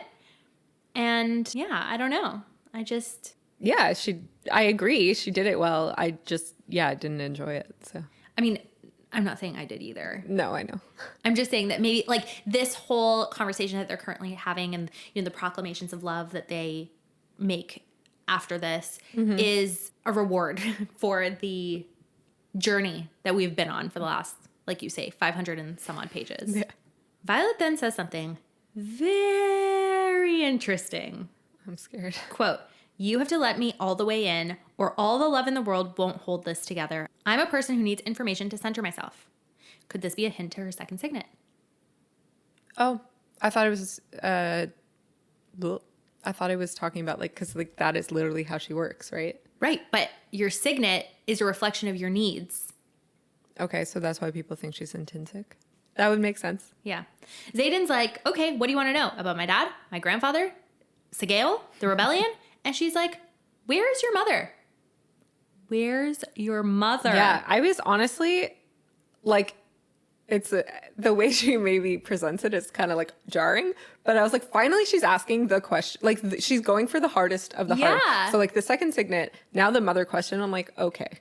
Like, I think they have a shot, guys. Absolutely. Absolutely. So he talks a little bit about, his mother left when he was young and the marriage deal. The marriage deal. Exactly. But this raises a few questions because she needed to produce an heir that survived till age 10. This means that Xaden could have a sibling that we don't know about. Either one that didn't survive or one that we think didn't survive but actually did. Or he could have a sibling elsewhere from a second marriage from his mom. Interesting. I don't know. It's just that the fact that he's an only child has been brought up a bunch of times, and I feel like that's not for nothing. Okay. Unless it is. Who knows? Then Xaden also gives some details on when his signet manifested. Quote, about a month after the shadows did. I'd already seen Carr kill another first year for reading minds, so when it hit, I held my shit together and went to Sigale. And when Carr asked if I'd had any other strange abilities emerge since they knew Sigale had bonded with one of my relatives, I lied my ass off. And when my ability to control shadows seemed stronger than they'd expected, they had no reason to dig deeper. It helps that Rider of Record was thought to be my great uncle, not my grandfather. Then he tells her to disarm him for the 2 daggers she lost fighting Solus. And she does. Right before that, though, he does say, tell me we're all right. Tell me this didn't break us. And then she promises. How cute. I know. They are so cute. Well, he is so cute. Yeah. Violet could work on the cute, but... Pretty much. We get a time jump, and it's December 19th, 2 days before solstice, and the attack on Samara, and we're waiting for Battle Brief to start. Rhiannon asks for an update on Lyra's journal. Lyra, I think. Rhiannon asks for an update on Lyra's journal, but there are none yet. Yeah. Just a like super side note, but in reading this, ACOTAR spoiler, I was like, oh man, in ACOTAR, the solstice was so lovely. And now we're here and it's not, and it just sucks. Anyway. Meanwhile, all the second and third years are busy imbuing alloy for daggers with every spare second and energy they have. The atmosphere at Ryerson House has changed. There's a nervous energy in the air as everyone prepares for war. Second and third years are also being instructed on runes, but Kat is still the Hermione Granger of the bunch, managing a tracking rune, which is capable of tracking someone else's rune, which could come in really handy if they could track the runes on the wyvern, for example. Just a thought. Professor De Vera calls everyone to order and reminds them that there are no new attacks to report, but there is an updated map which shows that the Venin have left everywhere in the south and the Tirish border too. They don't know that the Tirish wards aren't fully working yet, so that's good news. But then she asks the cadets, what can you ascertain from all of this? And someone calls out that they're preparing for battle, the battle that Melgren saw. So that's not a secret that the assembly is keeping. Word has been spreading. Think in general, like the way the rebellion are running their stuff, everything's very open. It's all very like democracy. Yeah. Which is just so opposite to Navarre. Yeah. Totally. Which is probably why they left. De Vera anticipates there being upward of 500 wyvern, and there are dark wielders among them as well. And I love what happens next. Someone from First Wing asks why they're not engaging, and Quinn, who remember is not a marked one, even though she's best friends with Imogen, mutters that it's because they're spiteful. And when De Vera calls her out, she says it louder. And then Rhiannon backs her up. Yep.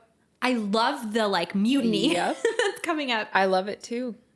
And that's also something that the rebellion allows for everyone to speak their piece, right? Yeah. Because like Navarre would never stand for that shit. Yeah. But then Brennan tries to defend the reasoning that in a way that sounds very Navarrian. Yes. I mean, he was taught by the best.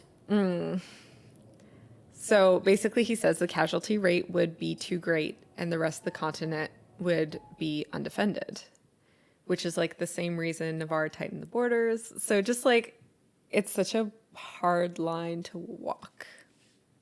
Yeah. And a tough decision to make. Yeah. Because like I do hear what Brendan is saying. Yeah. But then like Violet, that gut feeling is like, but then you're no better than Navarre. Yeah. Why did you leave Navarre? Like it's, I hate it. Yeah. Icky feelings all around. Yeah. Someone asks, like, how are they supposed to sit back while their families die? And then someone else comes in saying, well, your family should have left. And then there's the fight or the argument that that's elitist. That's elitist. Not everyone could afford to just pick up their lives and go. And the whole room kind of just explodes in all these fights until Navarre gets the room to pipe down and Brennan starts to walk them through the tactics. So as long as the wards remain at full power, the Venin and Wyvern cannot enter. Mm-hmm. If Samara falls, only a portion of the ward would fall back to its natural size. Mm-hmm. And the Venin could only enter and fight with hand-to-hand combat or artillery beyond the wards. Mm-hmm. So basically, Melgren, he didn't lie to them, but like he kind of like manipulated the situation to obviously try to manipulate them. But then, in that moment, Violet has a realization. Yep. She realizes that the Venin have just been sitting there out on the borders waiting, and they haven't attacked Samara. And she starts to wonder why. And she realizes they're waiting for the wards to fall. Mm-hmm. My heart like sank. I know. In that moment. I was like, oh my God, that's so scary. Obviously, somebody is going to try to take down the wards within Navarre. Yeah. Within Basgiath. And that is where they need to be. So I wonder what you think, because this primes us for a really big battle, but we're only, I don't know how many pages left in this book, and we're only in the second book of a 5-book series. So there's 3 more books coming. This cannot be the big bad war of the book. Of ever? Yeah. Yeah. That's like a good point. what else is, so what other crap is Rebecca going to throw at us? Yeah. I mean, there's only 6 chapters left, like you said. There's obviously a fight that is going to happen in the next while, because where we leave them is like they're waiting for the Wyvern to show up. So there's going to be some sort of battle. Yes. A battle of Hogwarts. Yeah. That is exactly how I pictured later on in the episode when they're all preparing the night before. Yeah, that's exactly what I pictured. So the Battle of Basgiath is going to happen. Yes. And I think that Violet being the main character is going to survive it, but I don't know who else is going to survive it. And that's really scary. You will find out within a week. I know. I know. But yeah, so like, I don't know. I'm assuming, well, I don't know, but I don't think like the whole like reveal of the sage and everything, like the bigger picture won't be revealed in the next 6 chapters, but people are going to die. Mm-hmm. So Violet rushes out of the classroom when she's come to that realization, and the squad blindly follows her, which I love. She reaches out mind to mind to Xaden, who's in a strategy meeting in the assembly chamber. And when Kat just is like, why did we walk out a battle brief in the middle of the brief? Rhiannon just says Violet had a look in her eyes. And Sawyer's like, she had the same one before battle brief. So Rhiannon finishes that Violet is onto something. So they just roll with it. Yeah. And I just love that friendship moment. Yeah. They just have her back. Like, no questions asked. Yeah. And that is so nice sometimes to like not have to explain yourself and like people just show up. Yeah. So when Violet finds Xaden and he's like, oh, what's wrong? She keeps insisting that they don't have to worry about Samara because they're just, like you said, sitting there waiting. She's put 2 and 2 together. I still had not understood what was going on at this point in the book. And the reason Melgren can't see that the battle isn't taking place anywhere other than Samara is because they're going to be there. Mm-hmm. Melgren has all of his forces concentrating on Samara, and they should be protecting the Veil at Basgiath. And she comes to the conclusion that if they don't go, they're not better than Navarre. They're going to be leaving civilians to die when they may be the very weapons that those civilians need. So they have to go. In this moment, like the line from the sage was like playing in my head of how Violet will be the one to take down the wards. And I was just like, oh no, because she's going to the ward stone. Mm-hmm. So I was like, what is she going to like trigger it somehow? Like, I don't know. I was just like freaking out and thought that her going there is going to be what triggered the wards falling, which isn't what happens in the next chapter. But there are 3 more books. So they may get the wards back up, and then she may take them down again. Mm-hmm. No, for sure. It might happen. I just, in this moment, that's where I thought we were headed. Yeah, for sure. Awards? Yeah. What is your most romantic? You can throw my entire world into upheaval and I would still love you. You could keep secrets, run a revolution, frustrate the shit out of me, probably ruin me, and I would still love you. I can't make it stop. I don't want to. You're my gravity. Nothing in my world works without you. So this line is very romantic, but it's also very toxic. Yeah, their relationship's a little toxic. And it's the kind of thing I feel like I would have like told the first boy I ever loved, which was a very toxic relationship. But I thought that was like it for me.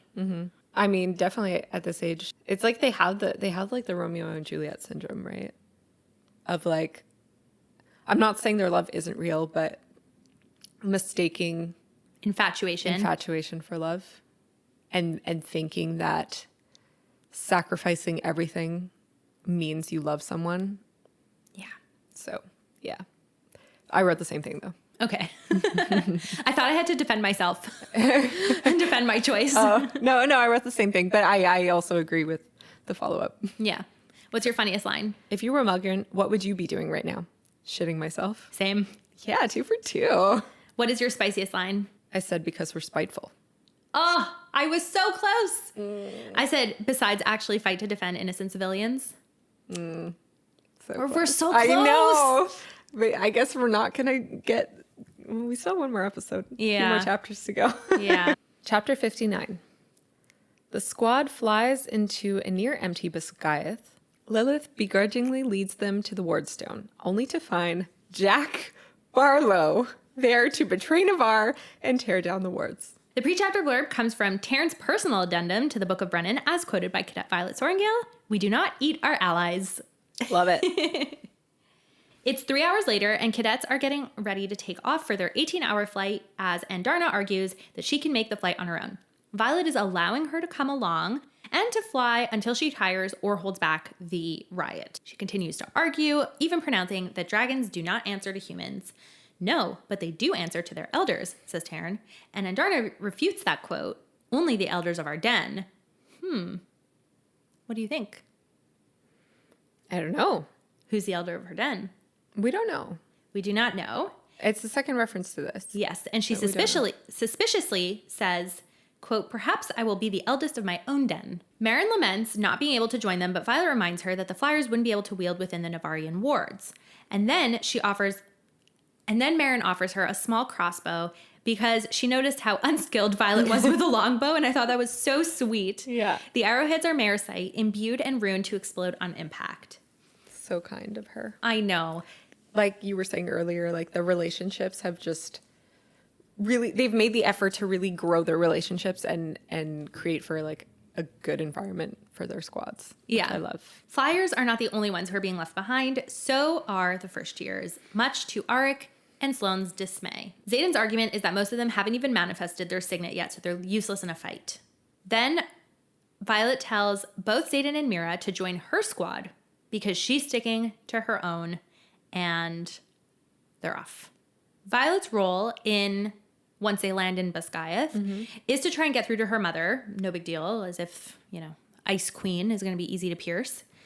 And Taryn instructs Andarna to fly to the Vale and hide there because an adolescent black dragon will raise suspicions in a classic parent way that makes you feel useful when you aren't necessarily. He tells her that she should stay with the Feathertails because they'll need her protections should the wards fall. Reverse psychology. Yeah, exactly. Or like making you feel important, giving you a small task, but making it a really big deal. Yeah. But she doesn't exactly listen, does she? Well, she does, but she's like, well, I'm going to go where I'm needed.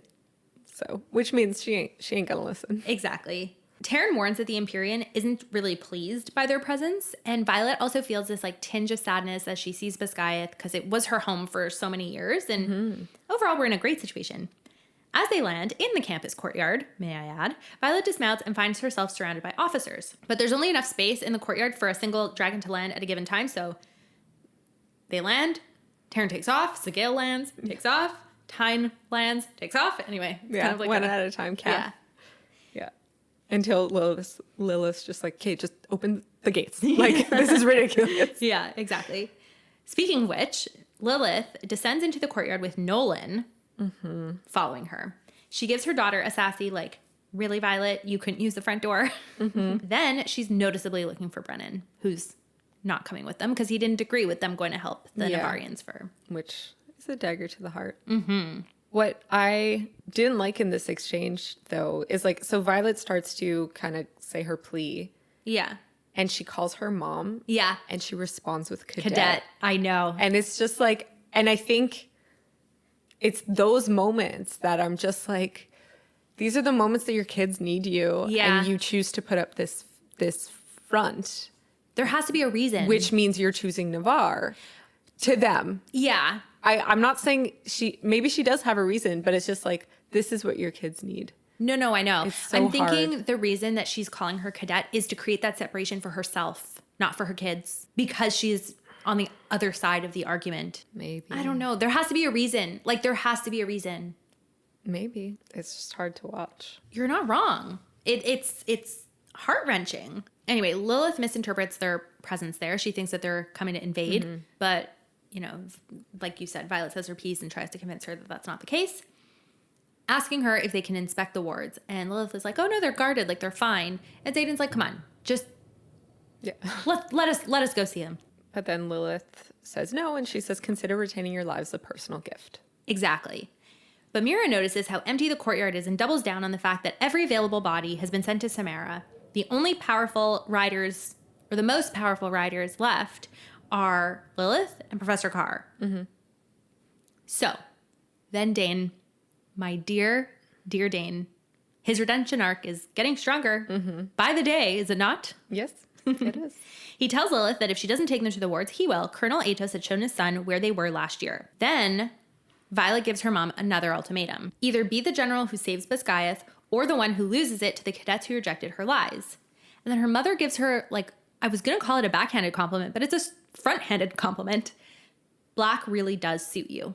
And she relents. Nolan, who's been there the whole time, tries to talk to Violet, but touch her and die king. I wrote the same Xaden Ryerson. Yes. I wrote that he pulls out the touch her and die card. Yeah, so good. Love it. And, like, I get it. Like, yeah. We don't have to give him the time of day. Not at all. She almost died because of his doings, so. Then it's mentioned that Garrick's dragon, which we haven't heard about Garrick in a million years, but anyway, I know. Garrick's dragon. Didn't even try. Didn't even try. Is worried. Yeah. Because he senses the same energy that he detected in Resson that led him to that ruin box.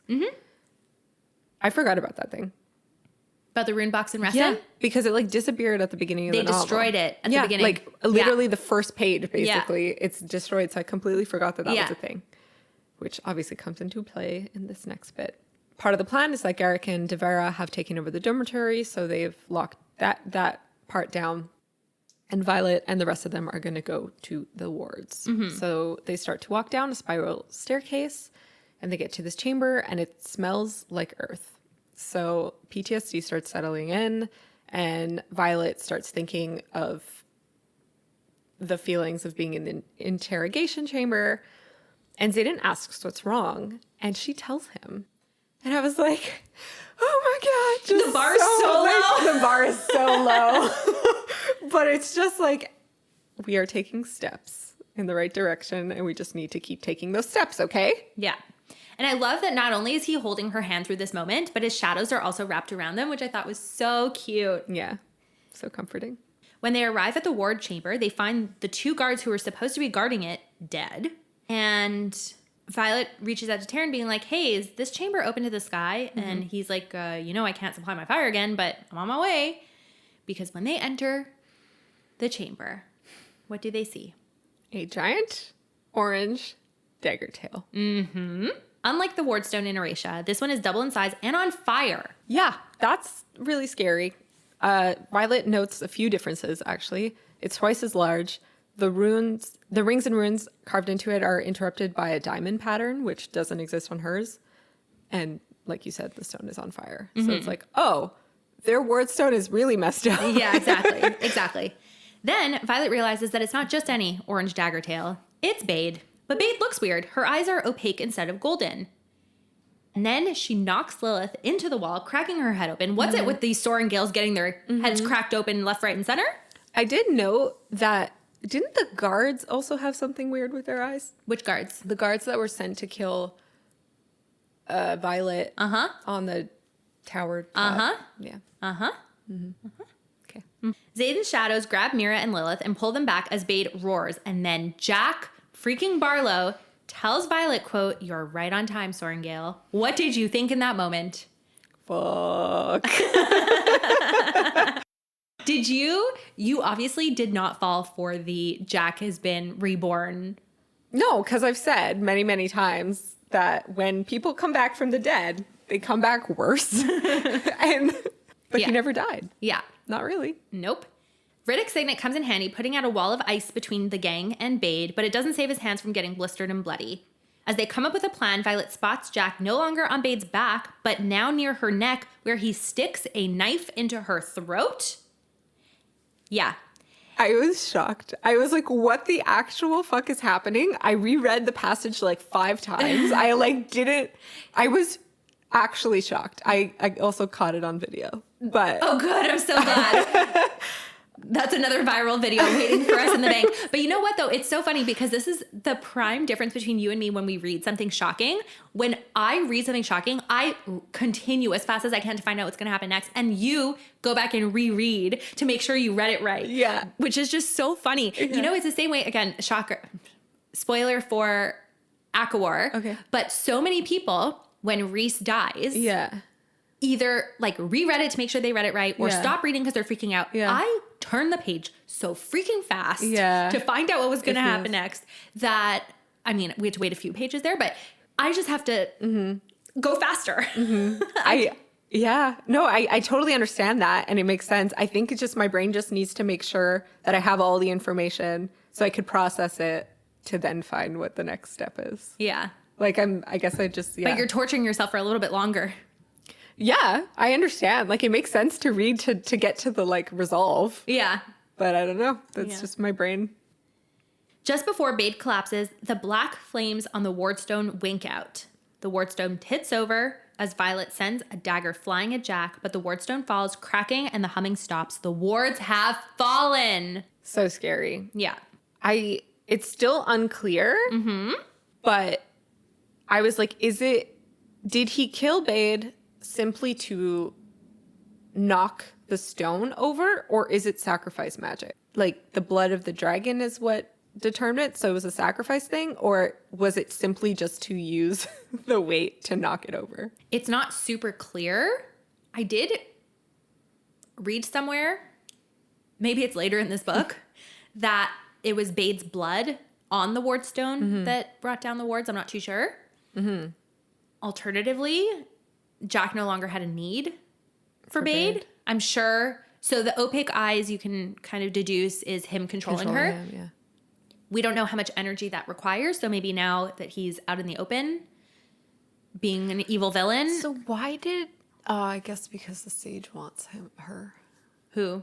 I was about to ask, why did Jack save her on the tower after having controlled these soldiers to kill her? Well, also, he did say that he didn't know it was her. We don't know if that was true or not. We can assume. But then, at the same time, we don't have we didn't get wants them alive. Well, we don't know that yet. We have one more chapter to find that out. But it's been said many times that the sage wants them. No, but that Jack is Venom. Oh, yeah. Did that come up in this chapter or the next one? I'm pretty sure it's the next one. No, it's the next one. Yeah. Yeah, it's the next one. Sorry, I'm just trying to understand things that have happened in the past. Because of the eye thing, we could presume that Jack was the one to be controlled. Or, well, maybe it wasn't Jack. Controlling the infantrymen? Yeah. Oh, yeah, we don't know. But no, but that wouldn't make sense Atos. Because the Venom want Violet alive. The Venom, as far as I understand, the sage want Xaden and Violet alive because of their power. So then it wouldn't be... But also, did the infantrymen have that glassy look in their eye? Their eyes were... I don't know, maybe not the glassy look. Maybe it was a different look. Maybe. I think there was because I something remember with them saying, "Oh, it's not personal. We're getting paid for this, and secrets die with the people who keep them." Maybe it wasn't them that. Yeah, I don't think. I feel like there's been talk of eyes before. Okay. I just don't remember. Sorry, guys, my head's just spinning, and I'm working through it. Yeah. Awards. What is your most romantic line? With all due respect, unlike War Games, 2nd Squad, Flame Section, 4th Wing will remain intact, though you're welcome to join us. Sawyer and Riddick move to my sides, and I know if I fall back, Quinn and Imogen will be there waiting. Xaden lifts his scar brow at me, and instead of contradicting Rhiannon, I glance at my sister. Same goes for you. You're welcome to join, but I stay with my squad. Love that. Love that. I just wrote, we're not here to fight you. We're here to fight for you. Oh, I love that too. That's good. What's your funniest? Really? I figured you were decades into your elder era. You certainly act like it. Same. Spiciest? Let us check, Xaden says at my back. You know your daughters would never strip Navarre of its protection. I know exactly who my daughters are, and the answer is no. You're lucky to be alive crossing enemy airspace. Consider retaining your lives a personal gift. Spicy. Mm-hmm. Mine was, our forces can render aid or conquer. It's your choice. Spicy. Which is, I think, the response to yours. Yeah. Which is funny. All right. Chapter 60. Oh, my God. The words have fallen, and Jack Barlow reveals that he is, in fact, Venin. He's hidden lures around Viscayeth, and the Wyvern are coming. Violet and Xaden spend one last night together before what might be a lethal battle. One final glimmer of hope arrives before the war. Brennan, along with more riders and flyers, came to fight. This chapter made me sad. It is but the beginning. I know. The pre-chapter blurb comes from Magic, a universal study for riders by Colonel Emazine Ruthorn. This is a book we've literally never heard of. But anyway. Hey, the archives are big. True. Quote, at its core, magic demands balance. Whatever you take will be recouped, and it is not the wielder who determines the price. It's like the Force. So Navarre is defenseless. Jack looks elated for someone who just got stabbed and whose dragon is dying. Xaden's like, you know you're about to join your dragon, don't you? And he's ready to start torturing information out of Jack. But Jack's like, actually, I'm not. Quote, they have us thinking we're the inferior species. But did you see how easily I controlled her? How easily the energy she bonded us with is replaced? Nolan tries to reason with Jack, telling him he's better than this. And that's when Xaden's intention reading ability comes in yet again, telling Violet that Jack turned Venin. Mm-hmm. So, hold on. Jack is a Venin. Yes. Okay. So he never bonded. He doesn't have a signet. He never manifests his signet. He's just always been a Venin. Not necessarily. We've never seen his signet because that she says it happened before the mat thing, and the mat thing was him putting power into her. So at the time I was like, what's his signet? That must be part of it, but it wasn't. It was him being a Venin. So he's just been controlling Bade this whole time, and they never bonded. So I'm very glad we get to talk about this because I've been dying to talk to you about this since Fourth Wing. Okay, so I just did a quick Google search, and some people say that his signet is pain projection because of the moment on the mat when he like electrocutes Violet. But Violet is saying he was a Venin before that. Yeah, so he was because his eyes were red rimmed. Mm-hmm. But he decided, he tells us later on, he decided to become Venin after threshing when he saw that Violet bonded Tyrrendor. Mm-hmm. At threshing, he had bonded a dragon. His signet may or may not have manifested, but he did bond Bade. Did he though? He did, because back in Fourth Wing, Tyrrendor said that Bade always chooses like poorly, so they did bond. Okay. The signet, this like pain projection thing, I don't know, maybe. But it would make more sense than him using his Venin powers on her, because then she'd be shriveled up. What? In the moment when she and Jack sparred during the challenge, she notices that he has red rimmed eyes. And then he like almost like electrocutes her. Yes. So this is what people are saying. Oh, his signet is pain projection because that was painful for her. Okay. If that was him channeling, she would have become a husk. Right. No, he wasn't channeling. He was pushing energy into her, trying to make her explode, is what I understood. Yeah. Which I thought was part of his power. But obviously if he was a Venin at that point. Yeah, I don't know. But there's a few theories now about Venin that I can finally talk to you about. You want to hear them? Yeah. Okay. First, there's a theory that Jack first wielded from the ground when him and Violet sparred, which I've just shut down a little bit because it just doesn't make sense. His eyes, she notices that he has red rimmed eyes, and I don't think that it happens that quick. Maybe it does. I don't know. But That's a possibility. But what? Okay, sorry, I have a question. Yeah. You remain bonded to your dragon if you become a venom? So that's something else I wanted to talk about. Because he says that so there's another theory out there that the reason there are fewer and fewer dragons who are willing to bond is because those dragons' riders have become venom, so they cannot bond again, which counters the theory that Naolin became venom because Tyrrendor wouldn't have bonded Violet. Okay. But that's kind of the thing. But we don't know. We don't know. Naolin could actually be dead. Right. But there's actually also a theory that Brennan is venom. Yeah, people don't like him, Because of the orange dragon. Because of the orange dragon. And he also has a rune on his hand. I don't know if you remember this from really early on in this book. Mm-hmm. And so people think that maybe when Naolin turned venom to save Brennan, it turned Brennan venom? I don't know. Huh. That'd be kind of a tongue serious, twister. I'm not sure. Inside job situation. Yeah. But I just assumed that the dragons stopped bonding because, from choice. I don't know if that's something they can do. Well, yeah, they choose when they're ready to bond. Right, but I don't know if they can unbond. Right, but sorry, so that would be in line with the idea that you're not actually bonded.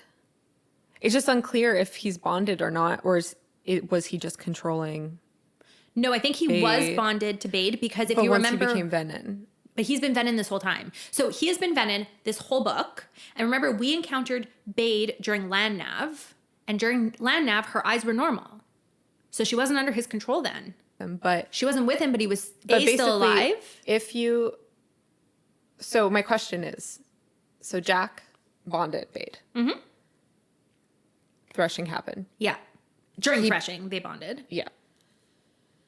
He was pissed about Tyrrendor because he has a small dick. Can I say that? Yeah, for sure. He was pissed about Tyrrendor because he has a small dick. Or small dick energy. Exactly. And then decided to become a venom in that moment. Uh-huh. In the moment he became a venom, did that bond sever? Because we don't know. It could be that they are still bonded, but it could also be that he, when needed to, was able to control. Yes, because Bade. His power source now does not solely come from Bade. It comes from the earth as well. Yeah. This is something we can probably discuss a little bit more when we finish the book. Okay. But because there are some questions that remain unanswered, I'm going to leave it at that. Okay. Xaden uses his shadows to keep Jack suspended in the air so that he can't channel from the ground. Mm-hmm. And he asks him, when did he turn? And this is when Violet says, it was before the challenge because of the eyes story and blah, blah, blah.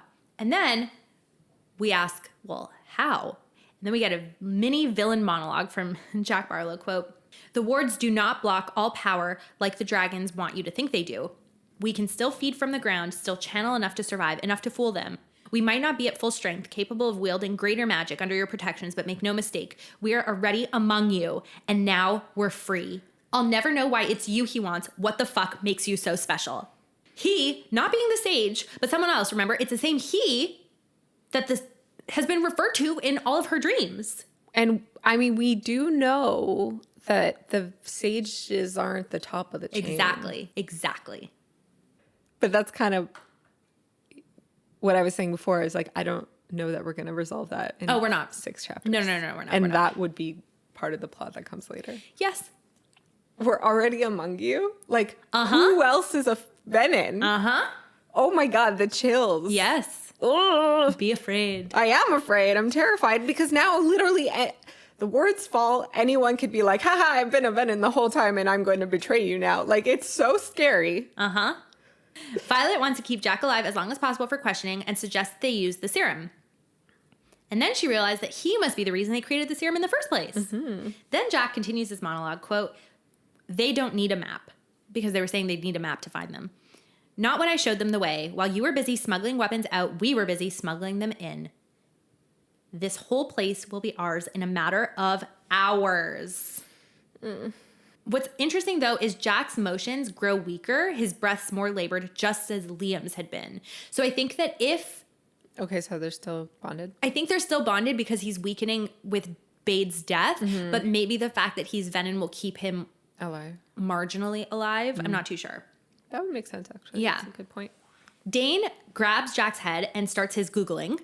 And I just wanted to make a side note here because there are a lot of theories that Dane's signet grew so powerful that he can just touch a person anywhere and use his signet. But actually, there's some people on the internet who also have a running tally of every time he touched Violet anywhere on her body as a potential time. That, yeah, exactly. But I think that in this case, it's evidence that he needs to touch her head. Yep. Unless he touched his head because it's the strongest way? No, because that way Jack couldn't touch him back or something. I'm not too sure. Maybe. I don't know. But then Jack grabs Dane. So Xaden knocks him out. Nolan pours the serum into Jack's mouth, and then Xaden lets him fall to the ground and for some reason cuts away his first wing patch. I'm not too sure why. I was like, really? Yeah. Do we really care about that right now? Yeah, I don't know. It was a little bit weird. Anyway, Dane asks how many riders are there. Lilith answers that there's 119 cadets, 10 leadership, plus the ones that the revolutionaries brought. And he says that he's seen Jack's memories.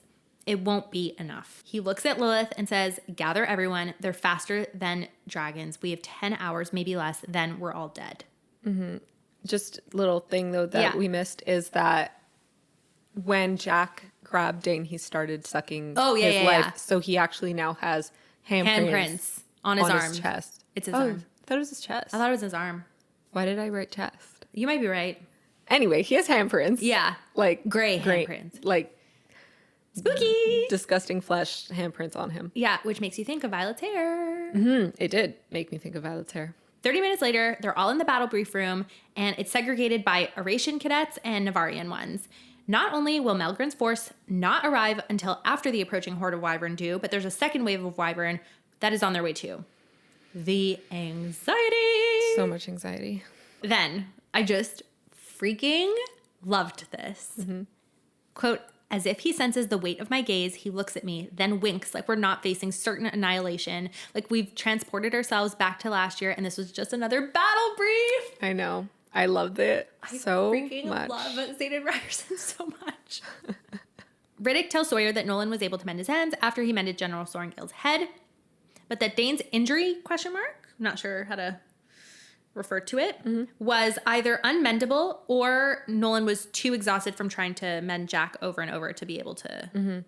I did say back when we didn't know what Nolan was up to, that he was trying to mend a Venom. I didn't know it was Jack. I had no inclination. But one of my theories way back when was when we didn't know what Nolan was up to in that room. I was like, maybe they have a Venom and he's trying to. Yeah, I had to keep a poker face. I know. I just wanted to bring it up again. But I had no idea it was Jack. Like, I did not see that coming. Navarre starts the briefing. Good news is they didn't stop at Samara, so there's low casualties there. But the bad news is they're straight on their way here. Dane asks the cadets how many of them have mastered a tracking rune, and not a single hand goes up on the Eurasian side, and the Biscay cadets look like he's speaking another language. According to the memories Dane stole from Jack, the Dark Wielders know exactly where they are because he planted lures all over the college and up the path to the Vale. Dane was able to see where he put most, but not all of them, and destroying them is their best chance at buying time. So, if Garrick's dragon was able to suss it out last time, why can't he just do it again? Great question. Okay, thank you. Navarre reminds them that the Wyvern are a distraction. Take down one of the Venom and you kill the Wyvern they created. No one takes a Venom alone. They have to work together, complement each other's signets, and that the Venom will mimic your fighting style, so change it up if you have to enter hand-to-hand combat. First years who haven't manifested yet are told to fly off. Healers are stocking the infirmary. Scribes are evacuating their most important text. And then Lilith steps up to give a rousing message to the cadets that gave me chills. I loved it. We are underpowered. However, the odds may be against us, but the gods are with us. Whether you left after threshing or stayed, we are all Navarrian riders, bonded for the purpose of defending Dragonkind in its darkest hour, and this is it. Yeah. Violet tells Andarna to leave for Erasia and to make her way back to Brennan, but she refuses, quote, I will be where I am needed, and that is with you. Welp. Love her. When Mira is assigned to Violet's squad, she refuses, saying she should be paired with her mother as a last line of defense since she can now shield outside the wards. And she says that Xaden should be placed with Violet's squad since his signet has previously been proven in battle to complement Violet's. And I have a lump the size of an orange in my throat as I was writing these notes because she says, quote, as much as I would love to be her shield, he gives us the highest probability of keeping our most effective weapon alive. Like, I just got goosebumps. Oh, it's such a sacrificial moment and like a moment of self-awareness for her because we know that Mira's signet is to be able to extend wards because that's the most important thing to her, to protect those that she loves and that she cares about. And here she is sacrificing that need to protect her sister, and it just makes me so sad. It's very touching. Yeah. Lilith then explains that they're splitting Bisgaythan into sections, assigning riders and infantry to each section. You're in charge of your section, your airspace. As soon as the Wyvern are out of it, you let the others deal with theirs, and they will rotate them out as needed when people die. No big deal. No big deal. I mean, they're aware of the situation. People are going to die. Violet then pipes up that it would be a mistake to abandon the Wardstone because it was placed there specifically for the flow of power. But Lilith shuts it down. Then they're dismissed to get as much sleep as they can before the war in the morning. And Violet reiterates her mantra. Quote, I glance up at the clock. It's not even 8 yet, which means I could keep my mantra for the next few hours. I will not die today. I can't say the same about tomorrow. I'm so scared, you guys. Elyse is welling up. I didn't think I was going to cry today, but here we are. Oh boy, next week I'm going to bring a box of Kleenex. You are definitely going to cry next week. Multiple times. Sure. I'm sure. Ugh. I just not ready to say goodbye to these characters, I guess. Oh boy. Okay. Now Violet and Xaden are back in her old room and things are heating up between them. Despite her wanting to get it on, she says they can't. They've only found half the lures Jack left around campus, and Violet tells him, quote, no matter how much I would rather lock the door and let the rest of the world burn around us. And Xaden's like, say the word and we'll do it. But she tells him he'd never forgive himself if they abandoned everyone. Maybe, he says, but I know I can't live without you. But trust me when I say there's a very real, very loud part of me screaming to carry you out of here and fly for Erasure. Alarm! Red alert! This is no bueno! Pardon! Not good. Well, we've known it from the beginning. Yeah.